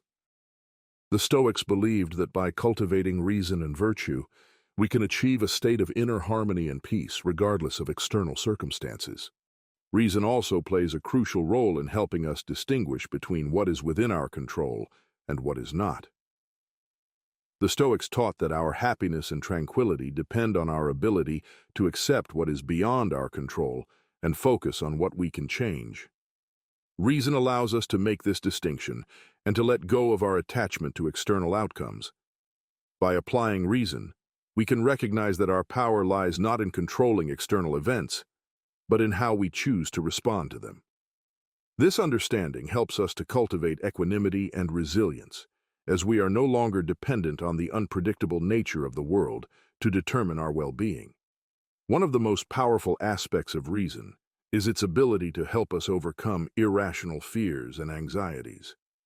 Fear, according to the Stoics, is often the result of distorted thinking and exaggerated perceptions of danger. When we allow our fears to control us, we are often reacting to imagined threats rather than to the reality of a situation. Reason helps us to evaluate our fears objectively and to recognize that many of the things we fear are not as threatening as we perceive them to be. By applying reason, we can confront our fears with greater clarity and courage, recognizing that many of the things we fear are outside of our control and therefore not worth our energy or attention. Similarly, reason is essential for mastering our desires.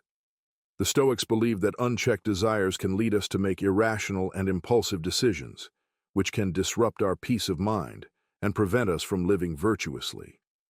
Reason helps us to evaluate our desires and determine whether they are truly in alignment with our values and goals. By applying reason, we can discern between fleeting pleasures and lasting fulfillment, choosing to pursue what is truly good rather than what is merely convenient or pleasurable in the moment. Reason allows us to regulate our desires and live a life of moderation, avoiding the extremes of indulgence or deprivation.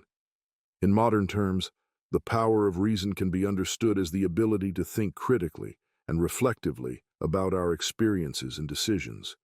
It involves stepping back from our immediate reactions and considering the long-term consequences of our actions. Reason enables us to make decisions that are informed by logic and understanding, rather than being driven by emotions or impulsive desires. It allows us to take a measured approach to life, avoiding rash decisions and focusing on what truly matters. The power of reason is the foundation of sound decision-making, self-discipline, and personal growth. The obstacle is the way is a powerful concept within Stoic philosophy, often associated with the idea that challenges, difficulties, and setbacks are not merely obstacles to avoid, but opportunities for growth and personal development. This principle suggests that instead of resisting adversity, we should embrace it as a path to greater strength, wisdom, and virtue. By learning to see obstacles as valuable lessons rather than insurmountable barriers, we can transform adversity into an essential part of our journey towards a meaningful and fulfilling life. This mindset shift is central to the Stoic approach to life, emphasizing resilience, adaptability, and the ability to find purpose in the face of hardship. The Stoics believe that challenges and obstacles are an inevitable part of life. Rather than lamenting or resenting the difficulties that arise, they taught that we should see them as opportunities for personal growth and self-improvement. By reframing obstacles in this way, we change our perspective and shift our focus from the problem itself to the potential for learning and development that it presents. This perspective is rooted in the Stoic understanding that external events, including obstacles, are beyond our control, but how we respond to them is entirely within our power. We cannot control the events that happen to us, but we can control our reactions, and it is in how we respond to adversity that our true character is shaped. Marcus Aurelius, one of the most well-known Stoic philosophers and Roman emperors, often reflected on the idea that obstacles are the way to growth. In his meditations, he wrote extensively about the value of difficulties and the importance of facing them with resilience. Marcus believed that challenges, whether they arise in personal life, work, or leadership, are an essential part of life's natural order and can serve as catalysts for self-improvement. He understood that life is filled with hardships, but instead of avoiding them or complaining, he encouraged himself and others to embrace them as opportunities to practice virtue. For Marcus, every obstacle was a chance to exercise patience, courage, and wisdom, qualities that are essential to a Stoic life. Epictetus, another prominent Stoic philosopher, also emphasized that obstacles are an integral part of the human experience and a necessary element of personal growth. In his Discourses in Enchiridion, Epictetus taught that life is full of things beyond our control, including challenges and misfortunes, but how we respond to them defines our character. He often pointed out that obstacles are not inherently harmful or negative, but that our perception of them determines whether they become a hindrance or a means of growth. Epictetus argued that obstacles offer us a chance to practice virtue, particularly resilience and inner strength, as we confront and overcome adversity. By accepting that challenges are a part of life and that they are opportunities for self-improvement, we can approach them with a sense of calm and purpose, rather than frustration or fear. The concept of the obstacle is the way is rooted in the Stoic idea that our greatest potential for growth lies not in avoiding difficulties, but in facing them head-on. The Stoics believed that adversity is an essential aspect of the human experience, as it allows us to cultivate the virtues that make us resilient and wise. When we encounter obstacles, we have the opportunity to practice patience, fortitude, and self-discipline. In fact, the Stoics saw these virtues as the true source of happiness and fulfillment, not external success or pleasure. Rather than being discouraged by obstacles, we are encouraged to use them as stepping stones towards becoming better, stronger, and wiser individuals. One key Stoic practice that helps transform obstacles into opportunities is the idea of amor fati, or the love of fate. This concept encourages us to embrace everything that happens in our lives, both the good and the bad, with acceptance and gratitude. Rather than resisting or resenting obstacles, amor fati teaches us to welcome them as part of our journey and to recognize that they contribute to our personal growth. By practicing amor fati, we shift our mindset from one of resistance to one of acceptance, allowing us to see every challenge as an opportunity to learn and develop. This acceptance of adversity allows us to maintain a sense of peace and composure, even in the face of difficult circumstances. Another important Stoic practice related to the obstacle is the way is the concept of prohairesis, which refers to our ability to choose how we respond to external events. According to Stoic philosophy, the only thing that is truly within our control is our own judgments, thoughts, and actions. Everything else, whether it's the actions of others, external events, or obstacles, is beyond our control. However, by focusing on our prohairesis, we can choose to respond to obstacles in a constructive way. This means that even when we encounter difficulties, we can choose to approach them with wisdom, patience, and determination, rather than allowing them to overwhelm us or lead us astray.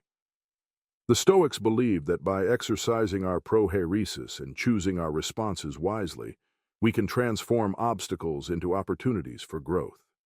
The idea that obstacles can become the way to personal growth is also connected to the Stoic understanding of the importance of adversity in developing strength and resilience.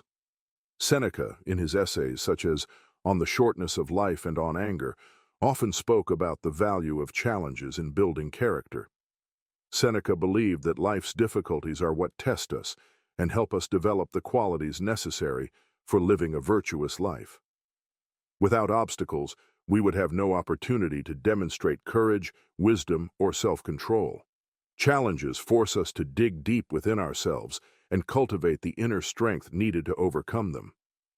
In this sense, obstacles are not just setbacks, but essential experiences that shape us into the individuals we are meant to be.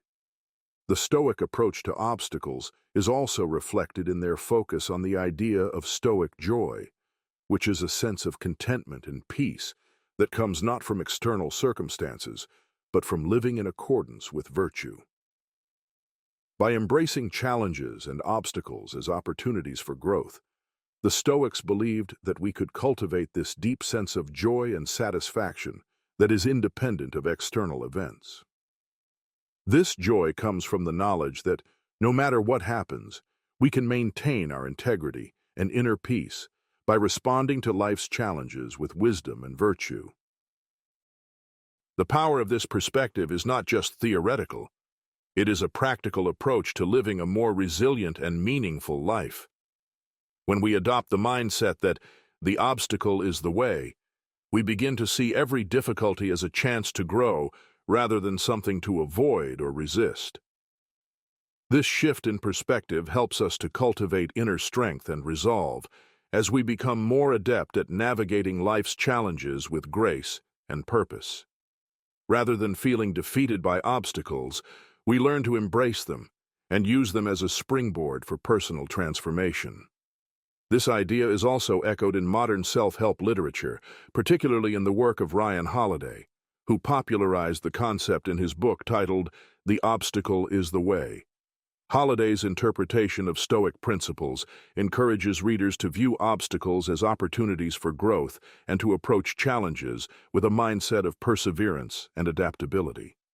According to Holiday, when we confront obstacles with the right attitude, we can transform them into the very thing that propels us forward.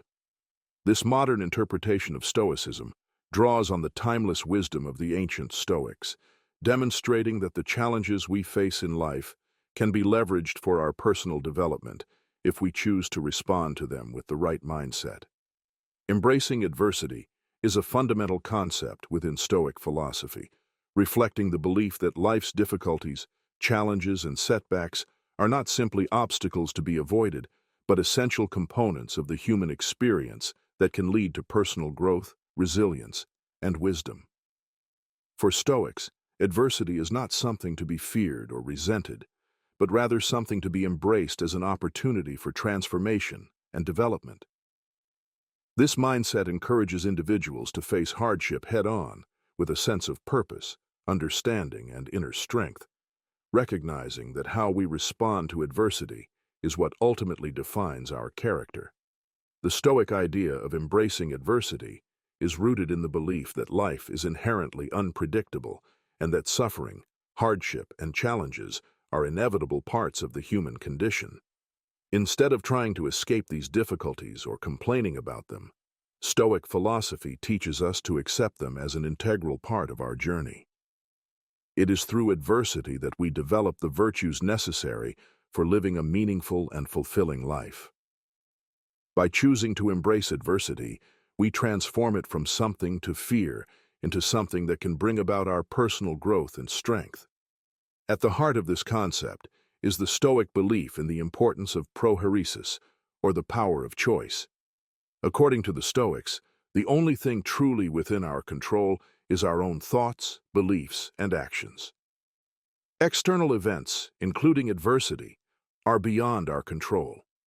However, how we respond to these events is entirely up to us. By exercising our power of choice, we can decide to respond to adversity with patience, courage, and wisdom, rather than allowing ourselves to be overwhelmed by negative emotions such as fear, anger, or despair. Stoic philosophers like Epictetus and Marcus Aurelius believed that our ability to maintain inner peace and clarity in the face of adversity is a measure of our character. Epictetus, in his Discourses and Enchiridion, often emphasized the importance of how we perceive and respond to hardship. He taught that we should not see adversity as something inherently bad or harmful, but as an opportunity to practice virtue. For Epictetus, the challenges we face are not the cause of our suffering, but our judgments and reactions to those challenges. When we embrace adversity with the understanding that it is part of life and that we have the power to control our responses, we can maintain our peace and composure, even in the most difficult of circumstances. Epictetus argued that suffering arises not from external events, but from our attachment to things that are beyond our control. By letting go of our attachment to these things, we can face adversity with equanimity. Marcus Aurelius, one of the most well-known Stoic philosophers and Roman emperors, also wrote extensively about embracing adversity in his Meditations. Marcus recognized that life would inevitably present challenges, both personal and professional, and he believed that it was essential to approach these difficulties with the right mindset. He often reflected on the idea that adversity is an opportunity to practice the Stoic virtues of patience, resilience, and courage. Marcus saw every difficulty as a chance to improve oneself and to live in alignment with nature. By accepting adversity as part of the natural order, Marcus was able to maintain a sense of tranquility and purpose, even in the face of great personal and political challenges. His writings demonstrate that embracing adversity is not about seeking out suffering, but about recognizing that hardship can be a source of growth and transformation when approached with the right attitude. Seneca, another prominent Stoic philosopher, also discussed the importance of embracing adversity in his letters and essays. In Letters to Lucilius and on the Shortness of Life, Seneca reflects on the value of facing difficulties and using them as opportunities to practice virtue. He argued that adversity is a natural part of life and that our response to hardship determines our character. For Seneca, embracing adversity is an essential part of living a virtuous life, as it helps us develop the qualities of fortitude, wisdom, and self-control. He often reminded his readers that the Stoic path is not about avoiding hardship, but about learning to face it with grace and strength. By doing so, we cultivate inner peace and resilience, no matter what challenges life presents. The concept of embracing adversity is also tied to the Stoic practice of amor fati, or the love of fate. This idea encourages us to accept everything that happens in our lives, both the good and the bad, with gratitude and acceptance.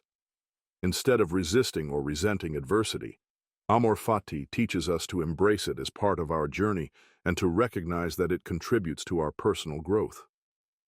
By accepting adversity as part of our fate, we can find meaning and purpose in even the most challenging circumstances. This acceptance does not mean passivity or complacency, but rather an active engagement with life's challenges, using them as opportunities to develop virtue and resilience. Embracing adversity is also closely related to the Stoic practice of negative visualization, which involves imagining the worst-case scenarios in order to prepare ourselves mentally and emotionally for life's inevitable challenges. By regularly contemplating potential difficulties, we can cultivate a sense of acceptance and readiness, reducing our fear and anxiety when adversity arises. Negative visualization helps us to shift our focus from what we lack or fear to what we already have and can control. By embracing the possibility of hardship, we free ourselves from the fear of the unknown and develop a greater sense of resilience in the face of life's challenges. The Stoic principle of embracing adversity also emphasizes the importance of perspective. The Stoics believed that it is not the events themselves that cause us distress, but the way we interpret them. When we face adversity, our first impulse may be to view it as something negative or harmful. However, by changing our perspective and recognizing the opportunity for growth in every challenge, we can transform our experience of adversity. Instead of seeing difficulties as setbacks or failures, we can view them as opportunities to practice virtue, build resilience, and develop wisdom. This shift in perspective allows us to face adversity with greater clarity, confidence, and calm. In modern life, The principle of embracing adversity can be applied to a wide range of challenges, from personal struggles such as loss, illness, or failure, to external challenges such as political turmoil, economic hardship, or social unrest. By adopting the Stoic mindset of embracing adversity, we can face these challenges with greater strength and resilience. Rather than being overwhelmed by fear or frustration, we can approach adversity with the understanding that it is an inevitable part of life and that we have the power to choose how we respond to it. By doing so, we not only grow stronger and wiser, but also cultivate a sense of peace and fulfillment that is independent of external circumstances. Embracing adversity is also a key aspect of personal development and self-improvement. Many of life's greatest lessons come from overcoming challenges and facing hardship. It is through adversity that we develop the qualities of patience, fortitude, and determination that are essential for achieving our goals and living a virtuous life. Rather than avoiding difficulty, we can use it as a stepping stone to become better versions of ourselves. Each obstacle we face is an opportunity to practice resilience and to build the inner strength needed to navigate the challenges that lie ahead. Fortitude and endurance are foundational concepts within Stoic philosophy, embodying the virtues of strength, resilience, and the ability to persevere through adversity. These two qualities are considered essential for living a virtuous and meaningful life.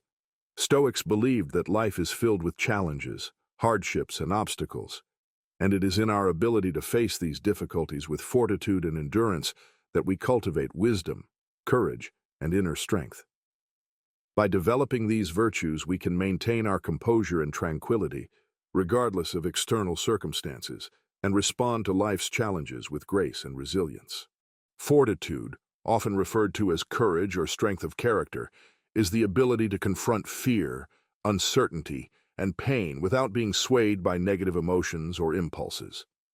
In Stoic philosophy, fortitude is not about the absence of fear or discomfort, but about the ability to act in accordance with reason and virtue, even in the face of adversity. It involves standing firm in the face of difficulty and maintaining one's integrity and composure, regardless of external circumstances. Stoics saw fortitude as a critical virtue because it enables individuals to live in accordance with their values, even when faced with suffering, injustice, or hardship. Marcus Aurelius, the Roman emperor and Stoic philosopher, often reflected on the importance of fortitude in his meditations. He recognized that life would present many challenges and that individuals would inevitably face adversity. However, he believed that the key to living a virtuous life was not avoiding these challenges, but facing them with courage and resilience. For Marcus, fortitude was a way to demonstrate inner strength and commitment to virtue, regardless of the external circumstances. In his meditations, he wrote, "The impediment to action advances action. What stands in the way becomes the way." This quote reflects the Stoic belief that obstacles and difficulties are not to be feared or avoided, but to be embraced as opportunities for growth and development. By confronting adversity with fortitude, we transform obstacles into stepping stones for personal growth. Epictetus, another influential Stoic philosopher, also emphasized the importance of fortitude in his teachings. In his discourses in Enchiridion, Epictetus often spoke about the role of fortitude in overcoming external challenges and inner struggles.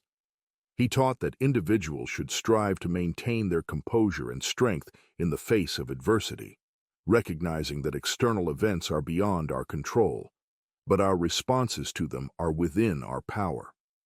According to Epictetus, fortitude is not about suppressing emotions or avoiding discomfort, but about choosing to respond to challenges with wisdom and inner strength.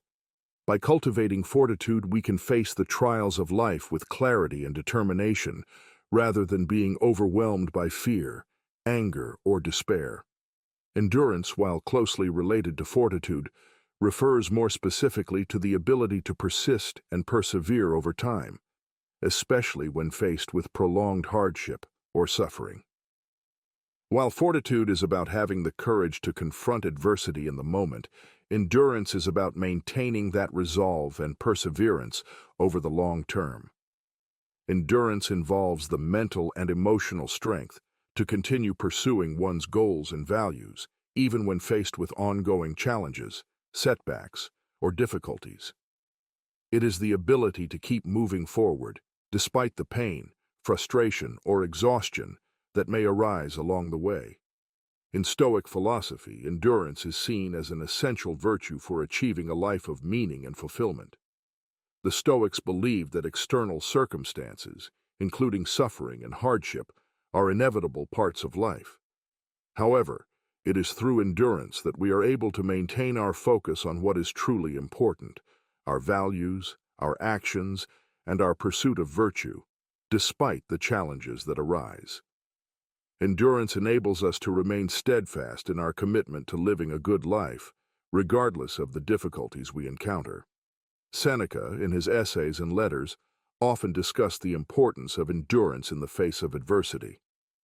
In letters to Lucilius, Seneca reflected on the need for endurance when confronting suffering, loss, and hardship. He believed that enduring hardship with grace and strength is a key aspect of living a virtuous life. Seneca wrote, "A gem cannot be polished without friction, nor a man perfected without trials." This statement highlights the Stoic belief that adversity and hardship are essential to personal growth. Through endurance, we develop the resilience and inner strength needed to overcome life's challenges and become better versions of ourselves. The concept of endurance is also closely tied to the Stoic practice of accepting hardship and suffering as part of the natural order of life. The Stoics believed that suffering is not something to be avoided or feared, but something that can be endured and transcended. By cultivating endurance, we learn to accept suffering as an inevitable part of the human experience and use it as an opportunity to practice virtue. In his Meditations, Marcus Aurelius wrote, "What does not kill me makes me stronger." This phrase reflects the Stoic idea that adversity, while difficult, can be a source of strength and growth when approached with endurance and resilience. One of the key ways to develop endurance, according to Stoic philosophy, is through the practice of negative visualization. This Stoic exercise involves imagining the worst-case scenarios in order to prepare ourselves mentally and emotionally for life's inevitable difficulties. By contemplating potential challenges, we can develop a sense of acceptance and readiness, reducing our fear and anxiety when adversity strikes. Negative visualization helps us to develop endurance by teaching us to expect hardship and to cultivate the mental toughness needed to persevere through it. Stoics also believe that endurance requires a focus on what is within our control and the ability to detach from what is outside our control. In their view, many of the struggles we face are caused by our attachment to external outcomes, wealth, success, recognition, or pleasure that are beyond our control. By shifting our focus away from these external goals and instead focusing on our actions, virtues, and inner strength, we can develop the endurance necessary to face life's challenges without being distracted or discouraged by external circumstances. In this sense, endurance is not just about physical stamina, but about cultivating mental and emotional resilience in the face of uncertainty. The connection between fortitude and endurance is crucial in Stoic philosophy because both qualities are necessary for living a virtuous life. Fortitude enables us to confront adversity with courage and strength, while endurance allows us to persevere over the long term, continuing to pursue our values and goals despite setbacks or difficulties. Together, these virtues help us maintain our commitment to living in accordance with reason and virtue, no matter what challenges arise. In practical terms, fortitude and endurance can be applied to a wide range of challenges, from personal struggles such as loss, illness, or failure, to external challenges such as social or political adversity. The Stoic mindset encourages us to face these challenges with resilience and perseverance, recognizing that hardship is not something to be feared or avoided, but something to be embraced as an opportunity for growth. By cultivating fortitude and endurance, we can navigate life's challenges with greater clarity, confidence, and strength, knowing that we have the inner resources to overcome any obstacle. In modern life, the virtues of fortitude and endurance are just as relevant as they were in ancient Stoic times. Whether facing the pressures of work, relationships, personal growth, or health, the ability to persevere through adversity and maintain one's integrity and strength is essential for achieving success and fulfillment. By practicing fortitude and endurance, we can develop the resilience needed to overcome life's inevitable challenges and build a life of meaning, purpose, and virtue. Control over emotion is a central tenet of Stoic philosophy, emphasizing the importance of cultivating emotional resilience, self-discipline, and rationality in the face of life's challenges. The Stoics believed that emotions, while a natural part of the human experience, can often lead us astray if they are not managed properly. Emotions such as anger, fear, anxiety, and sadness can cloud our judgment, disturb our inner peace, and prevent us from making rational decisions.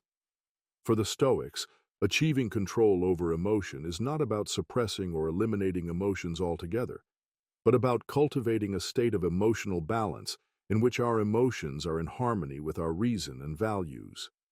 At the heart of Stoic philosophy is the belief that our emotions are largely the result of our judgments and perceptions of external events. According to Stoic thinkers such as Epictetus, Marcus Aurelius, and Seneca, it is not the events themselves that cause our emotional reactions, but our beliefs and interpretations of those events. In other words, our emotions arise from how we choose to view and respond to the world around us. By learning to change our perceptions and judgments, we can gain greater control over our emotional responses, allowing us to maintain our tranquility and composure in the face of adversity. One of the key practices in Stoic philosophy for achieving control over emotion is the concept of cognitive reframing, the ability to reframe our interpretations of external events in a way that aligns with reason and virtue. For example, when faced with a difficult situation, rather than reacting with anger, frustration, or fear, a Stoic would pause and consider how they can interpret the situation in a more constructive and rational way. If a person insults us, for instance, we might recognize that the insult reflects more on the character of the person who uttered it than on our own worth. By reframing the situation in this way, we prevent our emotions from taking control and instead respond with wisdom and calmness. Epictetus, in his Discourses and Enchiridion, taught that our emotional reactions are the result of our attachment to things outside our control. For example, we may feel angry or upset when someone criticizes us, but this anger arises from our belief that we have control over others' opinions. In reality, we cannot control how others think or behave. We can only control how we choose to respond. According to Epictetus, by recognizing that external events are beyond our control, we can free ourselves from the grip of emotional turbulence. He famously said, "Men are disturbed not by things, but by the view which they take of them." This quote encapsulates the Stoic view that our emotions are not caused by external events, but by our interpretations and judgments of those events. Marcus Aurelius, the Roman emperor and Stoic philosopher, also emphasized the importance of controlling emotion in his meditations. Marcus often reflected on the need to cultivate emotional resilience in the face of the inevitable challenges of life. He recognized that emotions such as anger, fear, and frustration could easily arise, especially in the context of his role as emperor, where he faced constant political and military pressures. However, Marcus believed that the key to maintaining inner peace was not to eliminate emotions, but to train the mind to respond to them in a rational and measured way. He often reminded himself in his meditations that emotions such as anger were natural, but they should be viewed with detachment and not allowed to govern his actions. He wrote, "When you are distressed by any external thing, it is not the thing itself that disturbs you, but your own judgment about it." For Marcus, Controlling emotion meant recognizing that our judgments, not the events themselves, are the true source of emotional turmoil. Seneca, another prominent Stoic philosopher, also emphasized the importance of controlling emotions in his writings. In his essay on anger, Seneca explored how destructive emotions such as anger can lead us to make irrational decisions, harm others, and create unnecessary suffering. He argued that anger is a response to perceived injustice, and while it is natural to feel anger, it is within our power to control how we react to it. Seneca taught that rather than allowing anger to control us, we should strive to approach situations with reason, patience, and understanding. By practicing self-reflection and examining our emotional responses, we can better understand the root causes of our emotions and gain greater control over them. Seneca wrote, "Anger, if not restrained, is frequently more hurtful to us than the injury that provokes it." This statement reflects the Stoic belief that emotions, when left unchecked, can cause more harm than the external events that trigger them. The Stoic approach to emotional control is closely tied to the concept of virtue, living in accordance with reason, wisdom, and moral integrity. For the Stoics, emotions are not inherently good or bad.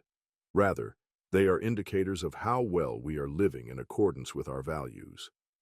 Positive emotions, such as joy and love, are seen as natural expressions of our alignment with virtue, while negative emotions, such as anger and fear, arise when we are not living in harmony with our reason and values. By focusing on cultivating virtue through wisdom, courage, justice, and self-discipline, we can ensure that our emotions are aligned with our highest ideals and not governed by irrational impulses. The practice of mindfulness is another important tool for achieving control over emotion in Stoic philosophy. Mindfulness, in this context, refers to the ability to be fully present in the moment, observing our thoughts and emotions without being swept away by them. By developing mindfulness, we can become more aware of our emotional reactions as they arise, giving us the opportunity to pause and choose how to respond.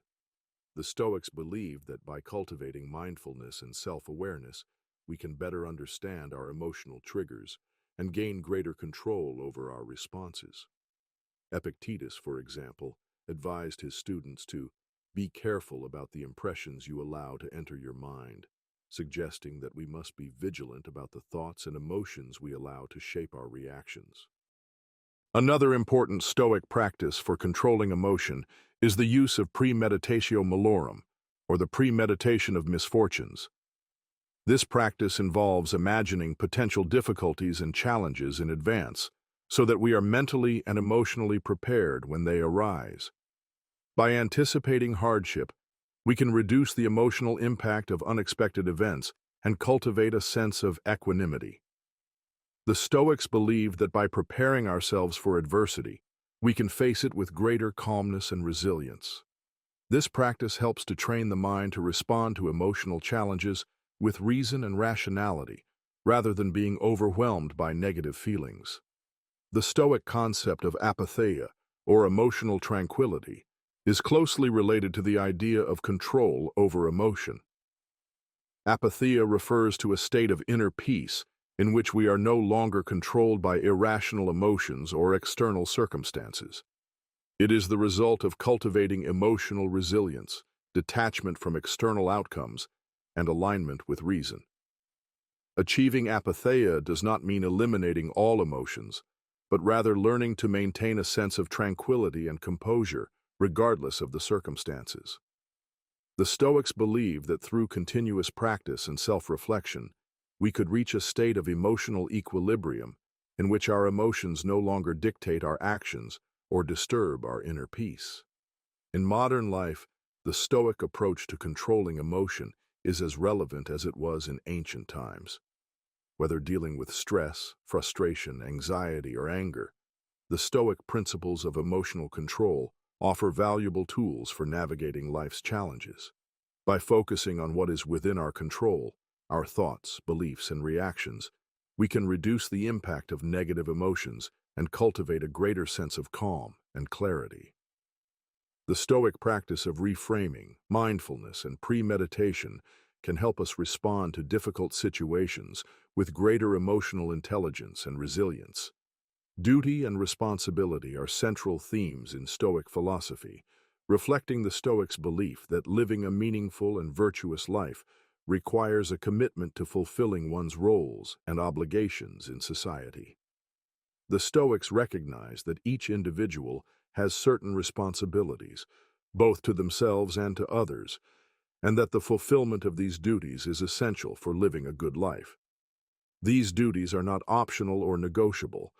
They are integral to the Stoic understanding of virtue and the pursuit of wisdom.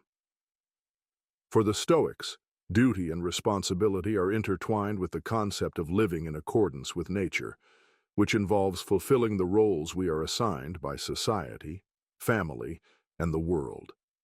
At the core of Stoic thought is the idea that human beings are social creatures, and as such, we are inherently connected to others. The Stoics believe that our actions must not only be guided by reason and virtue, but also take into account the needs and well-being of others. Duty, in the Stoic sense, is not simply about fulfilling obligations for their own sake, but about contributing to the greater good and fulfilling our role in the larger community. Each person has a unique role to play in society, and by fulfilling that role with integrity and wisdom, we contribute to the well-being of the whole. Marcus Aurelius, the Roman emperor and Stoic philosopher, often reflected on the importance of duty and responsibility in his meditations. As a leader, Marcus was acutely aware of his responsibilities to the Roman Empire and its citizens. He wrote about the need to approach his duties with seriousness and commitment, recognizing that leadership is a responsibility that requires both wisdom and self-discipline. In one of his reflections, Marcus said, "If it is not right, do not do it. If it is not true, do not say it." This quote underscores the Stoic belief that duty and responsibility must be guided by a commitment to truth, integrity, and virtue. For Marcus, fulfilling his duties was not a matter of personal gain or ambition, but a moral obligation to serve the greater good. The Stoics believed that every person has a duty to live in accordance with their nature as rational beings. This means fulfilling the responsibilities that come with being human, such as caring for oneself, cultivating wisdom, and contributing to society. For instance, Epictetus, in his discourses in Enchiridion, emphasized the importance of fulfilling one's role in the family, community, and society. He taught that individuals should focus on their responsibilities and duties, understanding that these roles are essential to living a life of virtue. According to Epictetus, we cannot control the external events that occur in our lives, but we can control how we respond to them. Our duty, therefore, is to act in a manner that reflects our values and virtues, regardless of the external circumstances. In Stoic thought, duty is not limited to external obligations. It also includes internal duties to oneself. The Stoics believed that each individual has a responsibility to cultivate their own character, to develop wisdom, and to strive for personal growth. This internal responsibility is essential because, according to Stoic philosophy, the good life is one that is lived in accordance with virtue. It is not enough to simply fulfill our duties to others. We must also fulfill our duty to ourselves by working to develop our moral character and cultivate inner peace. This inner duty involves pursuing self-mastery, controlling our emotions, and practicing self-reflection in order to align our actions with our highest values. The Stoics also emphasize the idea of accepting the duties and responsibilities that are assigned to us by nature. This includes the acceptance of the various roles we play in life, whether as a parent, spouse, child, or citizen, and fulfilling those roles with dignity and respect. The Stoics believe that by accepting these roles and performing them with excellence, we contribute to the greater harmony of the world. Seneca, in his letters to Lucilius, often discussed the importance of fulfilling one's duties in the context of family and society. He argued that the key to living a virtuous life is to embrace our responsibilities fully, without complaint or hesitation. He wrote, "No man is free who is not master of himself," suggesting that true freedom comes not from avoiding responsibility, but from embracing it with wisdom and self-discipline. Duty and responsibility, in the Stoic sense, also involve a recognition of the impermanence of life and the need to make the most of the time we have.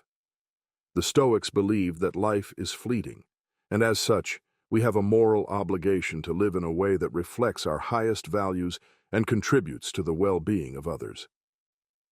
Marcus Aurelius often reminded himself in his meditations that life is short and that we should not waste our time on trivial pursuits or distractions. He urged himself to focus on fulfilling his duties with purpose and dedication, recognizing that every moment spent fulfilling our responsibilities is a moment well spent. In one of his reflections, he wrote, "You could leave life right now. Let that determine what you do and say and think." This statement reflects the Stoic view that the awareness of life's brevity should motivate us to fulfill our duties with urgency and clarity.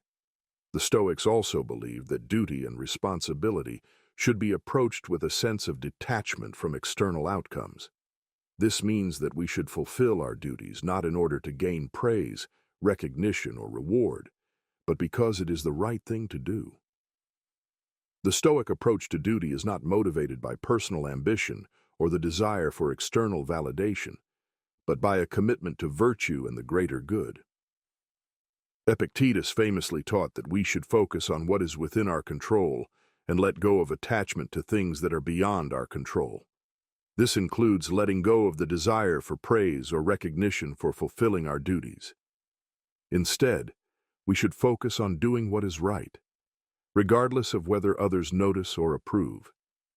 This detachment from external outcomes is crucial for living a life of integrity and fulfillment, as it allows us to remain focused on the process of doing good rather than on the rewards or recognition we may receive.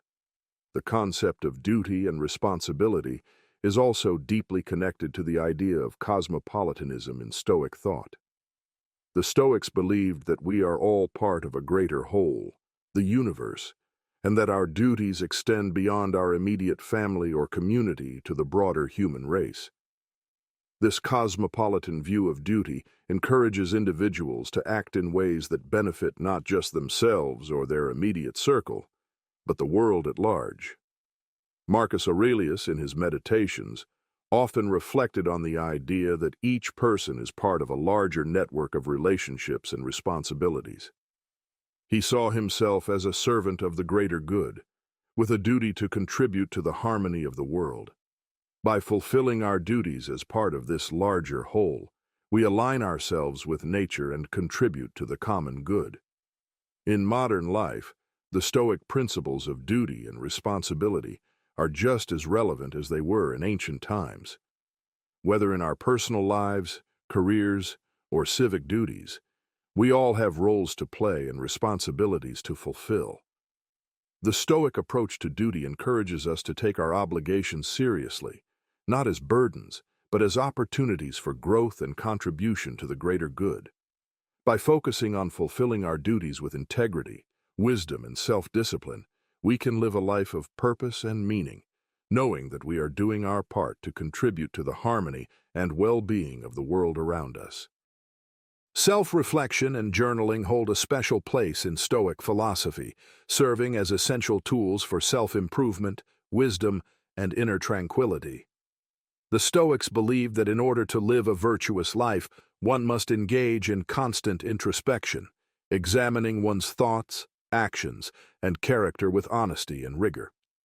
Journaling, in particular, was a key practice among Stoic philosophers, providing a structured way to reflect on daily experiences, reinforce Stoic principles, and cultivate self-awareness.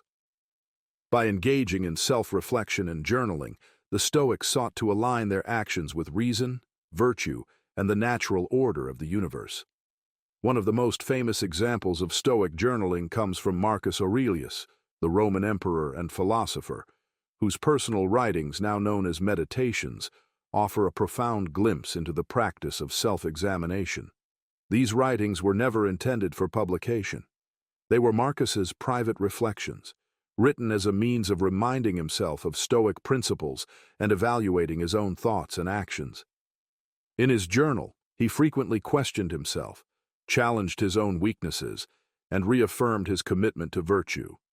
He wrote, "You have power over your mind, not outside events. Realize this, and you will find strength." This type of self-dialogue was crucial in helping him navigate the immense responsibilities of ruling an empire while maintaining his moral integrity. For the Stoics, self-reflection was not a passive activity, but an active process of self-improvement. It was not enough to merely think about one's actions. One had to critically analyze them in the light of reason and virtue. Seneca, another prominent Stoic philosopher, advocated for the practice of nightly self-examination. He wrote in letters to Lucilius that at the end of each day he would review his actions and assess whether he had lived in accordance with his values. He would ask himself questions such as, "What bad habit have I cured today? What fault have I resisted? In what respect am I better?" This habit of nightly self-reflection helped him identify areas where he had fallen short and reinforced his commitment to self-discipline and wisdom. The Stoics believed that self-reflection was essential for maintaining self-control and avoiding impulsive or irrational behavior. By taking time to analyze their thoughts and emotions, they could recognize unhelpful patterns, challenge negative assumptions, and correct their course before they strayed too far from virtue. Epictetus, in his discourses, emphasized the importance of being aware of one's own mind and reactions.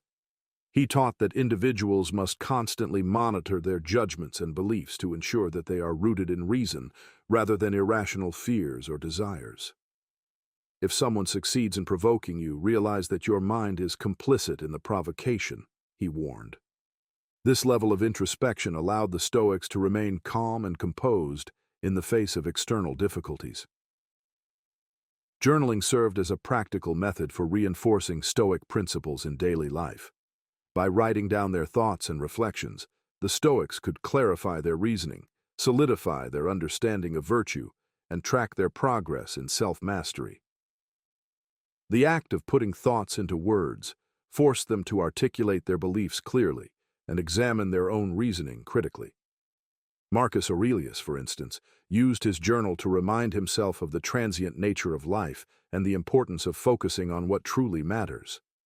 He frequently reflected on the impermanence of all things, writing, "Soon you will have forgotten all things, and soon all things will have forgotten you."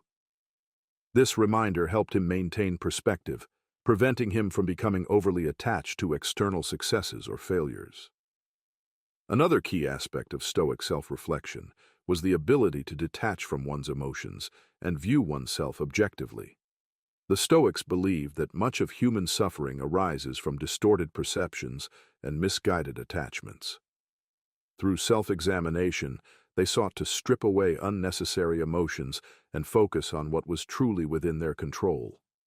This practice helped them cultivate apatheia, or freedom from destructive passions, allowing them to face life's challenges with equanimity. Journaling, in this context, was not merely a record of events, but a means of training the mind to respond to adversity with wisdom and composure. Stoic self-reflection was also closely tied to the principle of memento mori, the contemplation of mortality. By regularly reminding themselves of their own impermanence, the Stoics sought to live with greater purpose and clarity. They viewed life as a fleeting moment in the vast expanse of time, and through journaling and self-examination, they reinforced their commitment to living virtuously while they still had time. Marcus Aurelius often reflected on the brevity of life, urging himself to act with urgency and integrity. Do not act as if you had 10,000 years to throw away. Death stands at your elbow.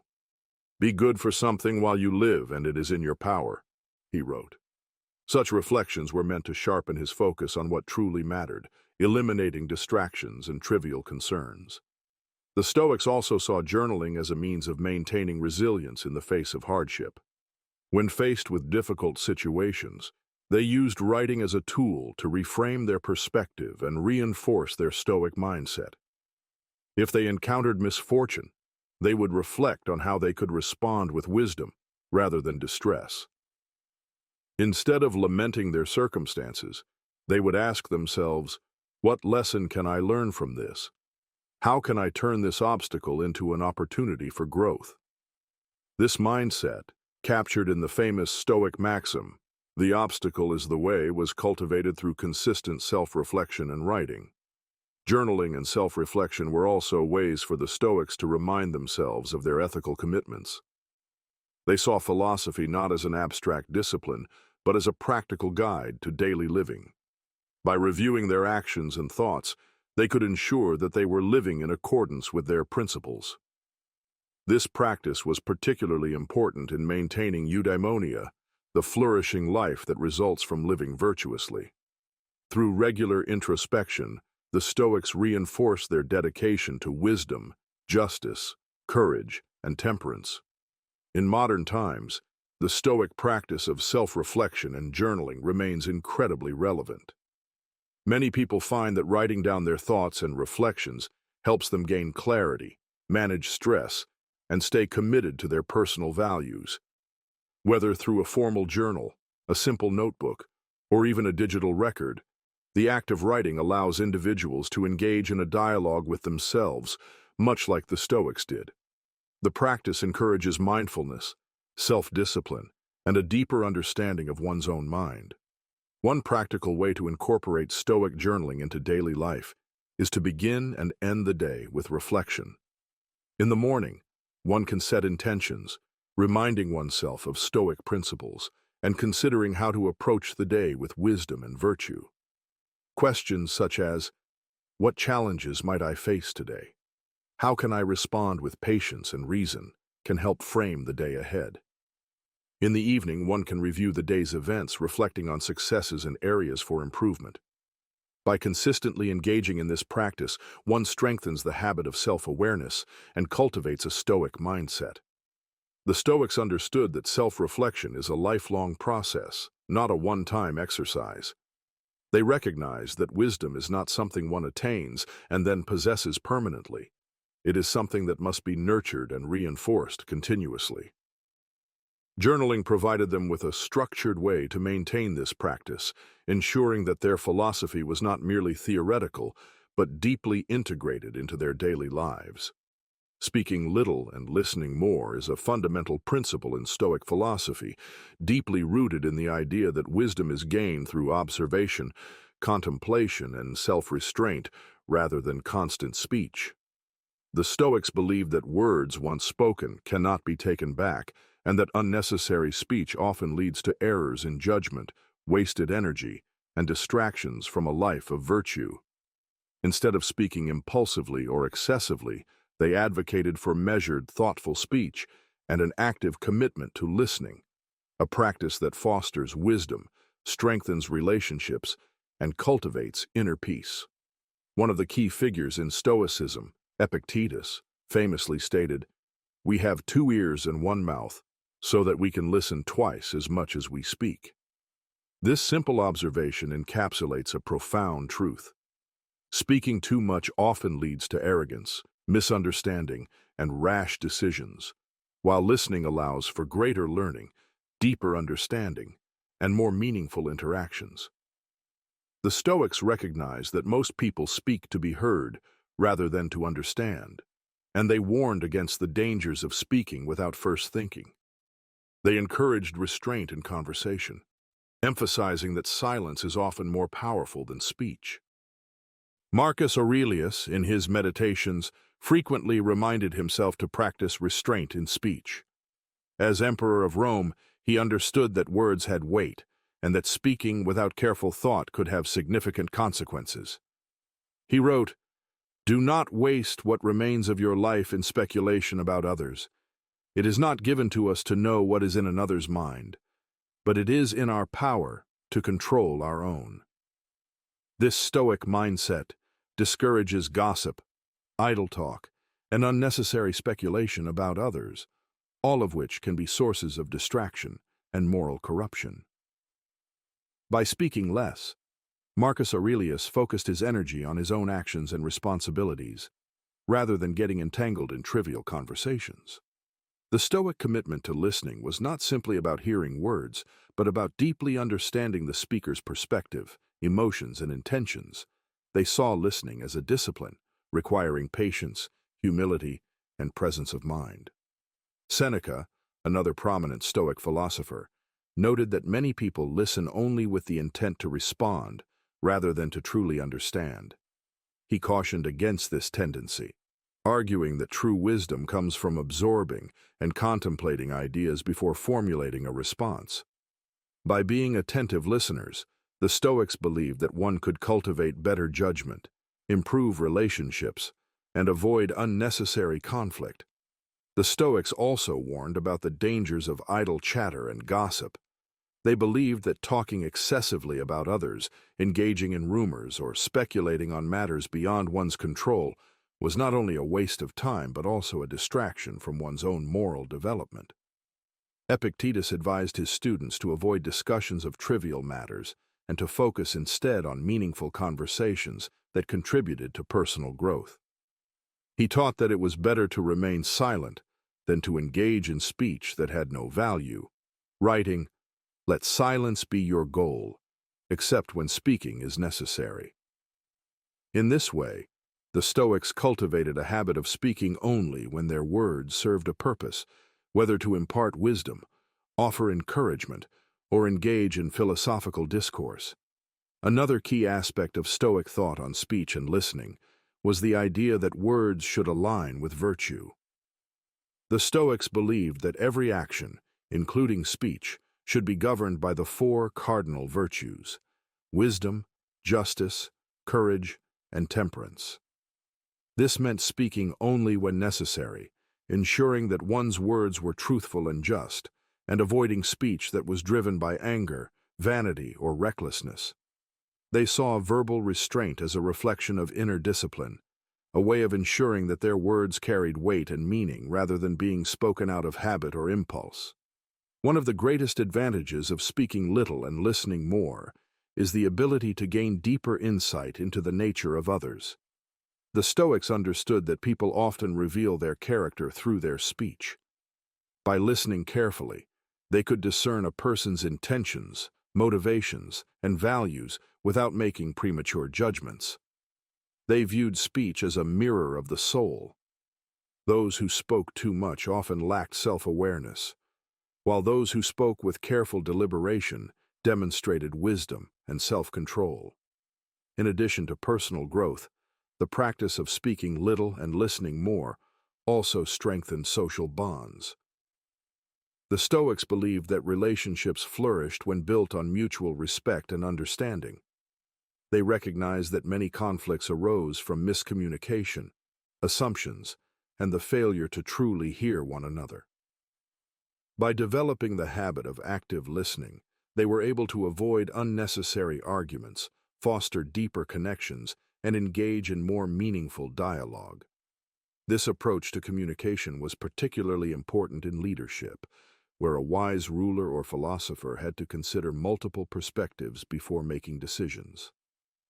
Marcus Aurelius, as the ruler of the vast Roman Empire, understood the necessity of listening before speaking. He surrounded himself with advisors, recognizing that wisdom did not come from imposing his own views, but from carefully weighing different opinions and considering all angles before responding. His journal entries reveal a leader who constantly reminded himself to be patient, thoughtful, and restrained in speech.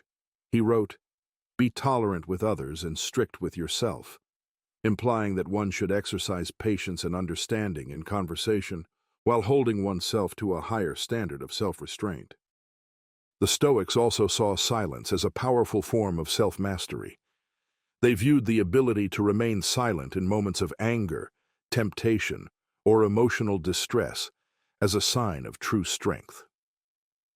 Seneca advised, "Most powerful is he who has himself in his own power." This included the power to control one's words, to avoid speaking out of frustration, and to resist the urge to engage in pointless debates.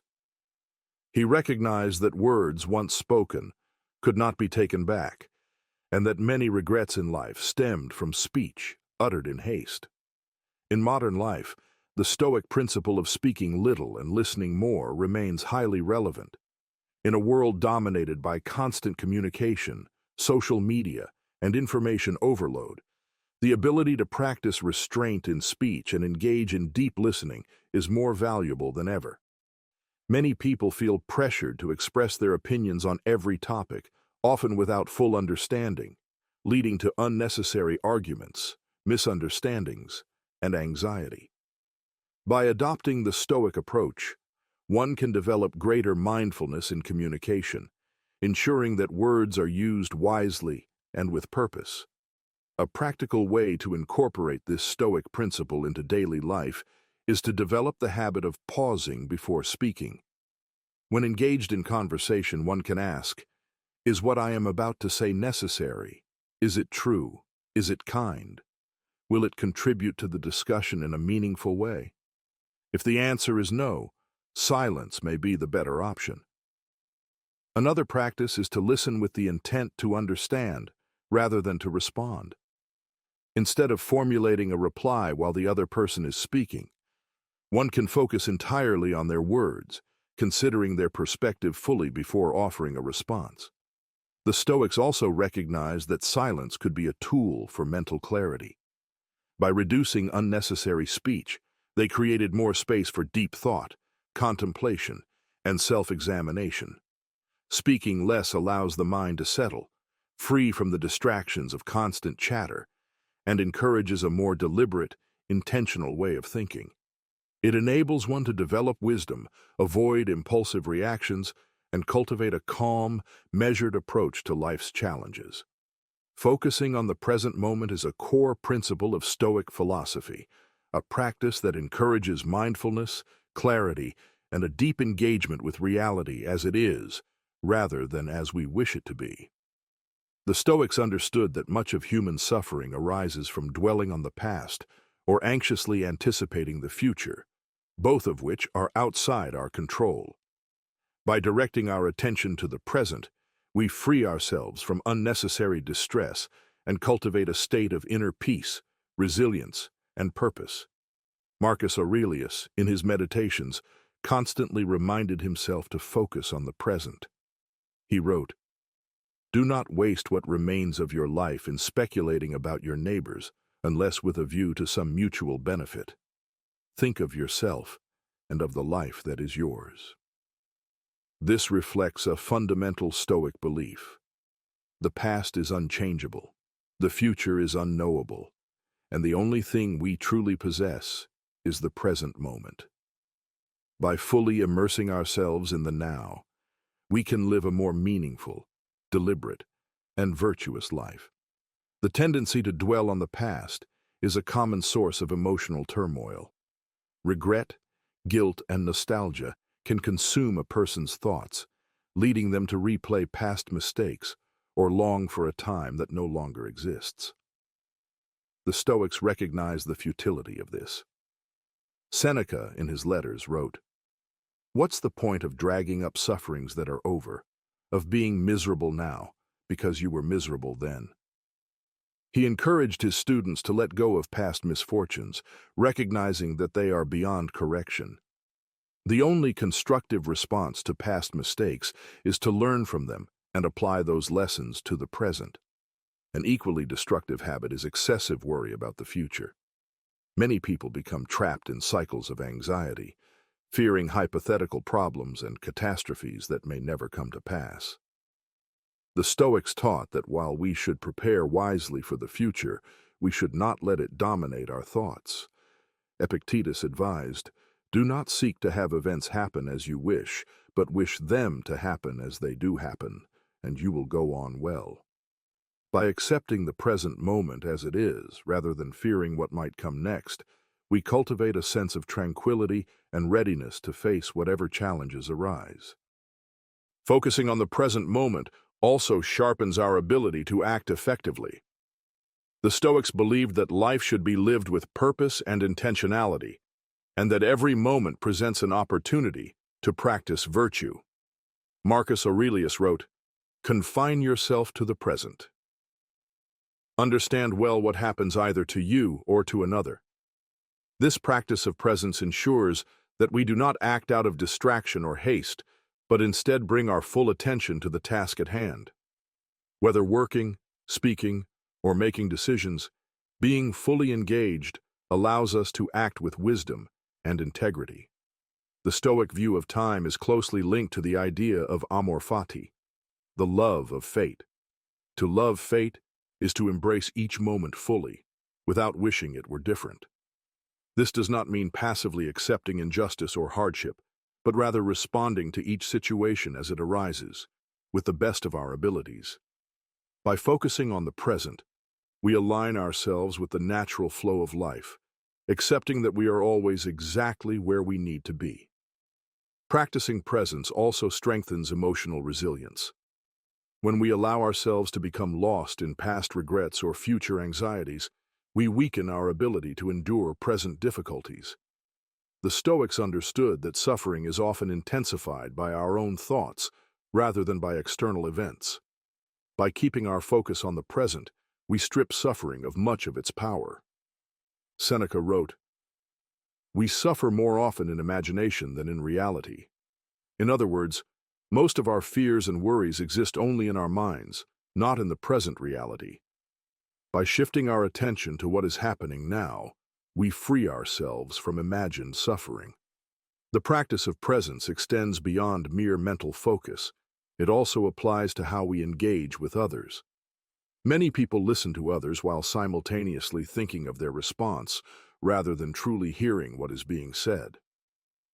The Stoics taught that to be fully present in conversation is a mark of wisdom and respect. By focusing entirely on the person before us, we not only understand them better, but also cultivate stronger, more meaningful relationships. Another benefit of focusing on the present moment is the ability to fully experience life's joys. Too often, people postpone happiness, thinking they will be happy once they achieve a particular goal, acquire more wealth, or reach a certain stage in life. The Stoics warned against this, reminding us that happiness is not something to be found in the distant future, but something to be embraced now. Marcus Aurelius wrote, "If you are distressed by anything external, it is not the thing itself that troubles you, but your judgment about it." By changing our perspective and appreciating what is already before us, we unlock a deeper sense of gratitude and fulfillment. Training the mind to stay present is not easy, especially in a world full of distractions. The Stoics recommended several practices to cultivate this skill. One method is negative visualization, imagining the loss of what we currently have to enhance our appreciation for it. By contemplating the impermanence of life, we become more engaged with the present, recognizing its value before it slips away. Another technique is journaling, a habit that many Stoics, including Marcus Aurelius and Seneca, engaged in daily. Writing about one's thoughts and actions fosters greater self-awareness and helps refocus the mind on what truly matters. Meditation and breathing exercises are also effective ways to cultivate presence. While the Stoics did not practice meditation in the Eastern sense, they frequently recommended pausing to reflect on one's thoughts and surroundings. A simple practice of taking a deep breath and bringing awareness to the present moment can help break cycles of distraction and worry. In modern life, the Stoic practice of focusing on the present moment is more relevant than ever. The constant influx of information, social media, and notifications pulls people away from their immediate experience, creating a fragmented sense of attention. The Stoic antidote is to deliberately train the mind to return to the now. Whether by reducing distractions, engaging in deep work, or setting aside time for quiet contemplation, the practice of presence strengthens our ability to navigate life with clarity and purpose. Focusing on the present moment does not mean ignoring the future or forgetting the past. It means acknowledging them without letting them dominate our thoughts. The past is a teacher, but we must not live in it. The future requires preparation, but we must not become lost in anticipation. The Stoics teach us that life happens in the present, and by fully embracing each moment, we cultivate wisdom, peace, and resilience. Justice and fairness are among the highest virtues in Stoic philosophy. The Stoics believed that a well-ordered society depends on individuals who act with integrity, treat others fairly, and seek the common good. Justice, in the Stoic sense, is not merely about laws and rules, but about living in harmony with others, ensuring that our actions contribute to the well-being of all, rather than serving only our personal interests. To be just is to recognize our shared humanity and to act in a way that reflects our duty to others. For the Stoics, justice is inseparable from wisdom, courage, and temperance. Marcus Aurelius in Meditations wrote, "What is not good for the swarm is not good for the bee." This simple yet profound statement highlights the Stoic understanding of justice. What benefits the whole is what ultimately benefits the individual. A just person does not act selfishly, but considers how their actions impact others. This principle applies not only to grand ethical dilemmas, but to everyday interactions, how we speak to others, how we treat those with less power than us, and whether we honor our commitments and responsibilities. Justice, for the Stoics, is rooted in the recognition that all human beings are part of the same rational order, the cosmos. This idea is central to their concept of cosmopolitanism, the belief that all people are citizens of the world, rather than just members of their local tribe, nation, or social class. Epictetus stated, "You are a citizen of the universe," emphasizing that our moral duties extend beyond our immediate surroundings to all of humanity. This perspective rejects discrimination, prejudice, and favoritism, advocating instead for an impartial and fair approach to all. Seneca, another key Stoic thinker, emphasized that justice must be grounded in reason rather than emotion. He warned against the dangers of being swayed by personal biases, anger, or social pressures when making moral decisions. A good character, when established, is not corrupted by any external force. It upholds itself, he wrote. In other words, a person committed to justice does not allow their principles to shift based on convenience or external rewards. True justice is constant, applying equally to friends and strangers, to the powerful and the weak. The Stoics also saw justice as closely tied to duty and responsibility. A just person does not merely avoid wrongdoing, but actively seeks to promote fairness in their community. Marcus Aurelius reminded himself daily of his duty as emperor to serve his people justly, recognizing that his power was not for personal gain, but for the benefit of all. He wrote, "Do not act as if you had 1,000 years to live. As long as you live, while it is in your power, be good." Justice is an active virtue. It requires us to take responsibility for improving the world around us, rather than remaining passive. One of the most challenging aspects of justice is remaining fair and rational even when faced with injustice.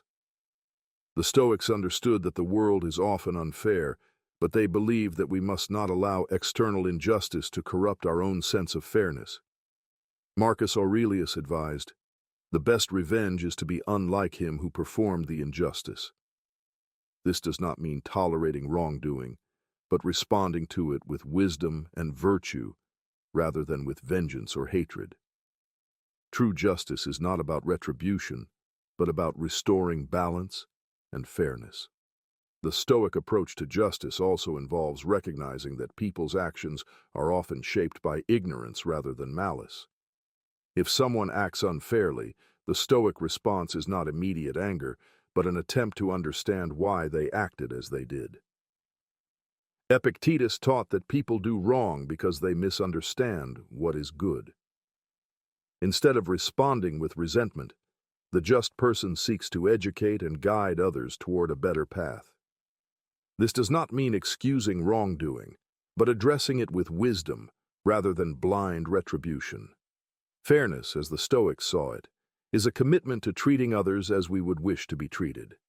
This is not an emotional appeal, but a rational recognition that we all share the same fundamental nature. Marcus Aurelius often reminded himself that the faults he saw in others were also present in himself. When you wake up in the morning, tell yourself, "The people I deal with today will be meddling, ungrateful, arrogant, dishonest, jealous, and surly. They are like this because they cannot tell good from evil." This Stoic practice of expecting imperfection in others helps cultivate patience and fairness in our interactions. Justice also requires self-discipline. It is easy to be fair when it benefits us, but true justice means doing what is right even when it is difficult. The Stoics believed that self-interest should never outweigh moral duty.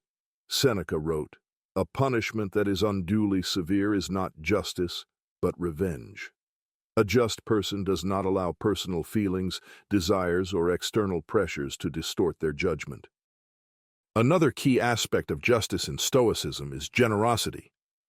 The Stoics did not view justice as merely a negative principle, avoiding harm, but as a positive force that seeks to improve the lives of others. Justice is expressed through acts of kindness, charity, and support for those in need. Seneca wrote extensively on the virtue of giving, emphasizing that generosity should be guided by wisdom rather than impulsive emotion. The wise man does not give indiscriminately, but with judgment and care, he noted, suggesting that true justice involves not just giving, but giving in a way that genuinely helps others. One of the greatest challenges to justice is the influence of power and status. Throughout history, many people have justified unfair actions by appealing to authority, tradition, or personal gain. The Stoics rejected these justifications, insisting that justice is universal and applies equally to all people. Epictetus warned against being swayed by flattery or fear, advising, "If you want to improve, be content to be thought foolish and stupid." True justice often requires standing against the majority, challenging corruption, and refusing to compromise moral principles for social acceptance. The Stoic commitment to justice also extends to speech. Words have the power to harm or heal, and a just person speaks with honesty, fairness, and integrity. The Stoics advised against gossip, manipulation, and deceit, recognizing that justice in speech is just as important as justice in action. Marcus Aurelius cautioned against speaking unnecessarily, stating, "Let no act be done at haphazard, nor otherwise than according to the finished rules that govern its kind." Justice in the Stoic sense is a lifelong practice. It requires constant reflection, vigilance, and a commitment to fairness even when it is inconvenient or difficult. It is not merely about obeying laws, but about cultivating a deep sense of moral duty to others. The just person does not act out of fear of punishment or desire for reward, but because they recognize that justice is the foundation of a meaningful and virtuous life. In a world that often prioritizes power, wealth, and self-interest, the Stoic concept of justice remains profoundly relevant. It reminds us that true strength lies not in domination, but in fairness, that true wisdom lies in seeing the world as it is rather than as we wish it to be, and that true fulfillment comes not from serving ourselves, but from serving others. Justice, as the Stoics understood it, is the highest expression of human reason and virtue, a guiding principle that, if followed, leads to both personal peace and the betterment of society. Simplicity and minimalism are core aspects of Stoic philosophy, rooted in the belief that true happiness comes not from material possessions, wealth, or external validation, but from inner peace, self-mastery, and a life aligned with reason. The Stoics saw excess and indulgence as distractions that pulled people away from wisdom and virtue. By simplifying their lives and focusing only on what was necessary, they sought to cultivate clarity, freedom, and resilience. The Stoic commitment to simplicity is best exemplified by figures like Epictetus, who was born a slave and lived with few possessions, yet became one of the most influential philosophers in history. He taught that the only things we truly own are our thoughts, choices, and character. Everything else, our wealth, status, physical comforts can be taken away in an instant. Therefore, investing our happiness in material things is foolish because they are beyond our control. A wise person does not cling to luxuries or fear their loss, but remains content with whatever is available. Seneca, a wealthy Roman statesman, also practiced simplicity despite his vast riches. He warned against being controlled by wealth and argued that one should own possessions without letting possessions own them. He frequently tested himself by living as if he were poor, eating simple meals and sleeping on the ground to remind himself that comfort is not a necessity. He wrote, "It is not the man who has too little, but the man who craves more, who is poor." For the Stoics, poverty was not defined by how much one had, but by how much one desired. Marcus Aurelius, despite being emperor, maintained a simple lifestyle and avoided unnecessary luxury. He understood that excess leads to dependency and weakness, while simplicity strengthens the mind. In meditations, he frequently reminded himself to avoid indulgence, writing, "The things you think you need are not indispensable. Try to see that you may be happy without them." He recognized that material abundance often leads to greed, anxiety, and a loss of self-discipline. By living simply, one cultivates gratitude and a greater appreciation for the essential things in life. The Stoics saw simplicity not as deprivation but as freedom.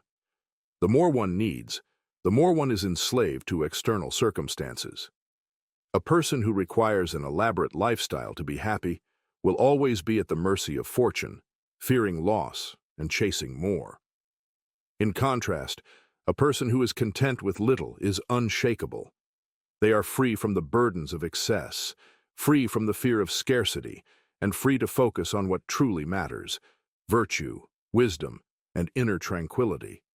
Minimalism, in the Stoic sense, is not just about physical possessions, but also about mental clarity. A cluttered mind, like a cluttered life, leads to confusion and distraction. The Stoics advocated for simplifying one's thoughts, focusing only on what is necessary, and discarding worries that serve no purpose. Marcus Aurelius wrote, "If you are distressed by anything external, the pain is not due to the thing itself, but to your estimate of it." By decluttering the mind of unnecessary fears, anxieties, and desires, one achieves greater peace and focus. Stoic simplicity also extends to speech and action. The Stoics believed in speaking little but meaning much. They discouraged excessive talk, gossip, or unnecessary complexity in communication. Clear, honest, and straightforward speech was seen as a reflection of a disciplined mind. Likewise, they emphasized direct, purposeful action over wasteful or indulgent behavior. Seneca advised, "Let all your efforts be directed to something. Let it keep that end in view." It is not activity that disturbs people, but false conceptions of things. A simple, focused life leads to greater efficiency and fulfillment. Simplicity also fosters resilience. When one is accustomed to comfort and excess, even small inconveniences feel unbearable. But when one trains to live with less, to eat plain food, to wear simple clothes, and to embrace discomfort voluntarily, they become stronger. The Stoics often practiced voluntary hardship, not because they had to, but because it prepared them for the unpredictability of life. Epictetus encouraged his students to occasionally go without luxuries, to sleep on the floor, and to experience hunger, so that if they ever lost everything, they would not be broken by it. They would already know that true happiness does not depend on wealth or comfort. Another key aspect of Stoic minimalism is reducing attachments. The more one clings to things, whether they be material possessions, status, or personal preferences, the more one suffers when those things change or disappear.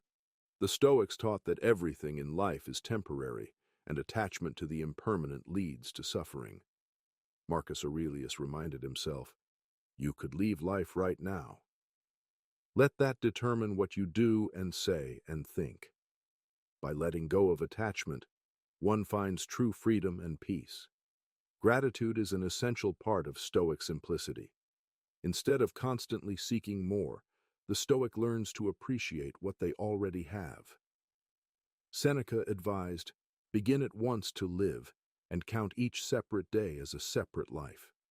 A person who is always chasing more will never be satisfied, but a person who values what they have will always feel abundant. Recognizing the small blessings of daily life, a breath of fresh air, a warm meal, a meaningful conversation, leads to deeper contentment. The Stoics understood that true wealth lies in virtue, not in possessions.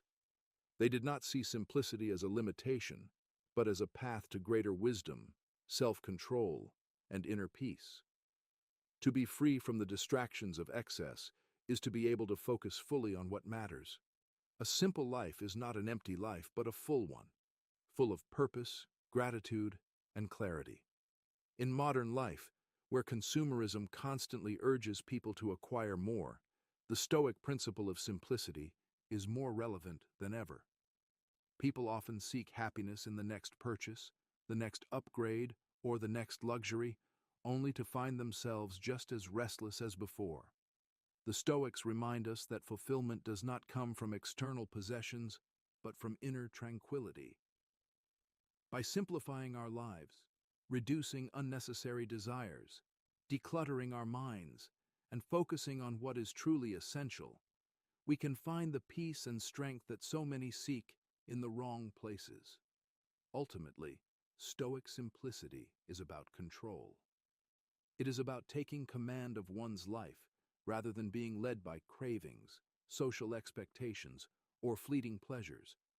It is about living deliberately, ensuring that each choice aligns with reason and virtue rather than impulse or habit. It is about finding contentment in the essential and letting go of what is unnecessary. Everything in life is transient. This is one of the fundamental truths recognized by the Stoics, a reality that shapes our existence, whether we accept it or not.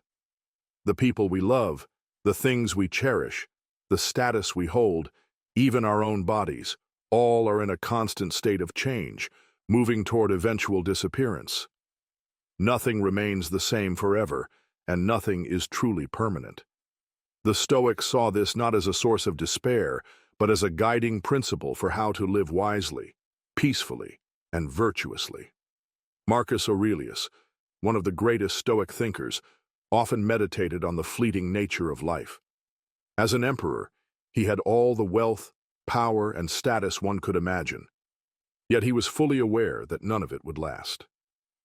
He reminded himself that every emperor before him had died, their reigns reduced to a few lines in history books. He understood that everything, no matter how grand or significant it seems, eventually fades away. "Soon you will have forgotten all things, and soon all things will have forgotten you," he wrote in Meditations. This was not meant to be a depressing thought, but a liberating one. If everything is temporary, then we are freed from the burden of attachment, freed from the illusion that we must desperately cling to things to be happy. Epictetus, who was born a slave and later became a respected philosopher, taught that our suffering comes not from external events, but from our resistance to change. We suffer because we want things to stay the same. We want youth to last, relationships to never end, success to remain constant. But life does not work that way. Everything moves forward, whether we like it or not.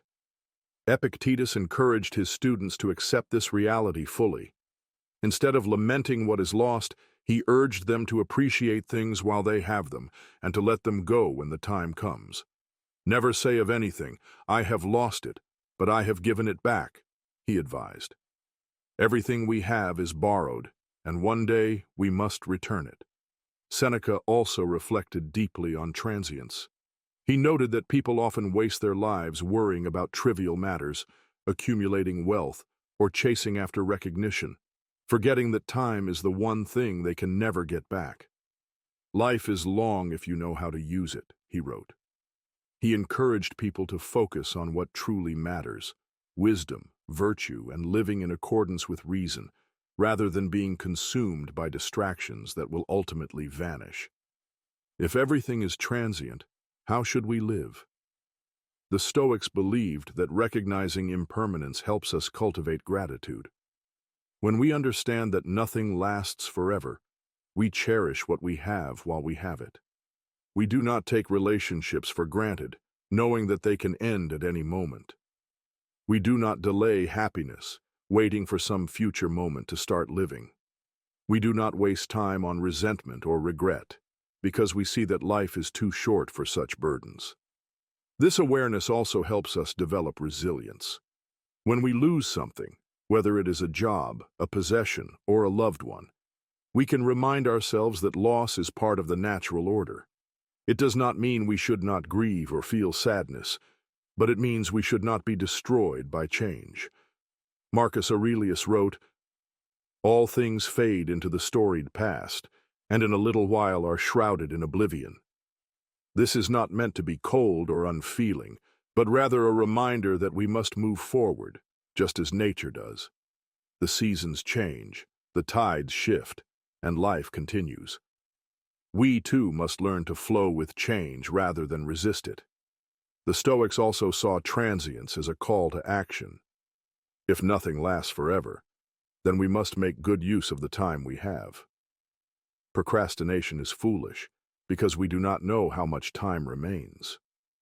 Delaying what is important, whether it is pursuing a meaningful goal, expressing love, or practicing virtue, is a mistake because the future is uncertain. "You could leave life right now," Marcus Aurelius wrote. "Let that determine what you do and say and think. Life is brief, and wasting it on meaningless pursuits is the greatest loss of all." Transience also teaches us humility. Power, fame, and fortune are all temporary. No matter how high one rises, time eventually levels everything. Great cities crumble, empires fall, names that were once celebrated are forgotten. Knowing this, the Stoic does not seek validation from external achievements. They do not build their identity on wealth, status, or reputation, because they understand these things are fleeting.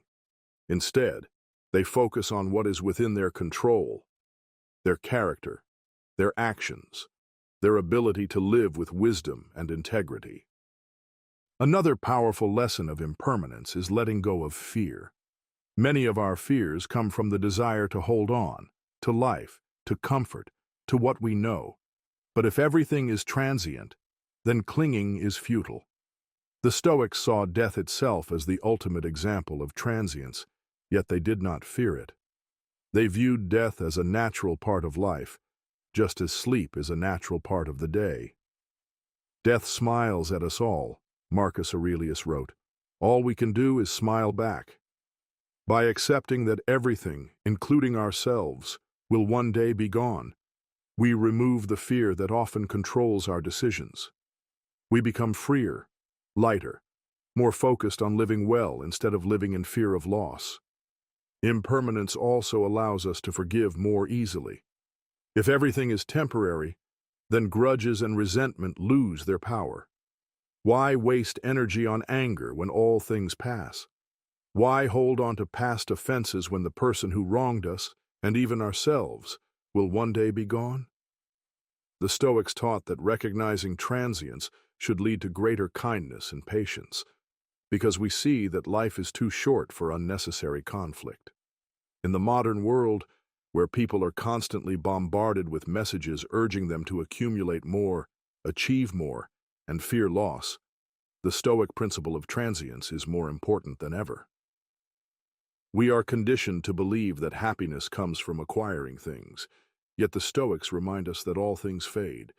Instead of seeking permanence where it cannot be found, we should focus on the present, on virtue, on making the most of the fleeting time we have.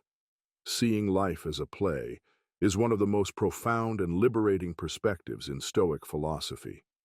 The Stoics believed that much of our suffering comes from taking life too personally, from believing that we are in complete control of events, and from resisting the natural flow of existence. By viewing life as a play, we gain a sense of detachment, acceptance, and inner peace. understanding that we are merely actors on a stage, playing our roles as best as we can while recognizing that the script is not entirely in our hands. Epictetus, one of the most well-known Stoic philosophers, famously said, "Remember that you are an actor in a play, which the playwright chooses. Short if he wants it short, long if he wants it long. If he wants you to play a beggar, act even that part well. The same goes for a cripple, a ruler, or a private citizen. What is yours is to play the assigned role well, but the choice of role is another's." This analogy captures the essence of the Stoic perspective on life. We do not get to choose the circumstances we are born into, the challenges we face, or even how long we live, but we do have control over how we respond to them. Our task is not to complain about the script, but to perform our role with dignity, wisdom, and virtue. When we see life as a play, we begin to understand that much of what we experience is beyond our control. The setting of the play, where we are born, the era in which we live, the family we are given, is not up to us. The other actors, our friends, family, colleagues, and even enemies, are also following their own scripts, shaped by their own experiences, beliefs, and choices.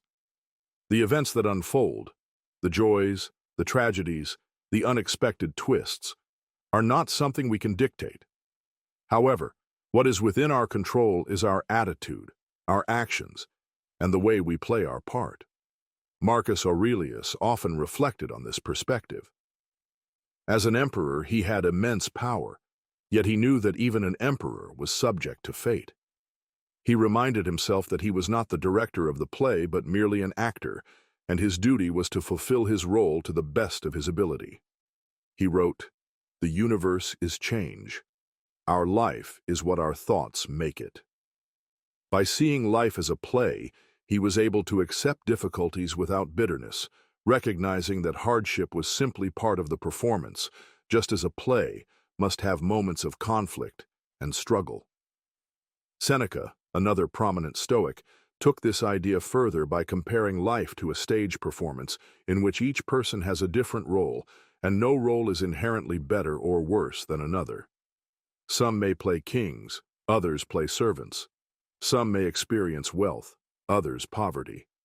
Some may live long lives, others short ones. What matters is not the role itself, but how well we play it. "The wise man considers every day a stage," he wrote. "He does not fear the final act, for he has rehearsed it in his mind." This highlights the Stoic approach to life and death. There is no need to fear the end of the play because we have always known it was coming. Instead of dreading the inevitable, we should focus on making each moment meaningful. When we adopt the mindset that life is a play, we naturally become more detached from external circumstances. This does not mean we stop caring or that we become indifferent to life, but rather that we cease to be controlled by things outside our power. If we face misfortune, we do not see it as a personal attack or an unjust punishment, but simply as the next scene in the play. If we experience success, we do not become arrogant or believe we are superior to others, for we recognize that fortune is fleeting and that we are all playing temporary roles. This perspective also helps us deal with difficult people. In any play, there are villains, antagonists, and misguided characters. If we expect every person we encounter to be noble and virtuous, we set ourselves up for disappointment. But if we recognize that each person is merely playing their part, often influenced by forces beyond their control, we become more understanding, more forgiving.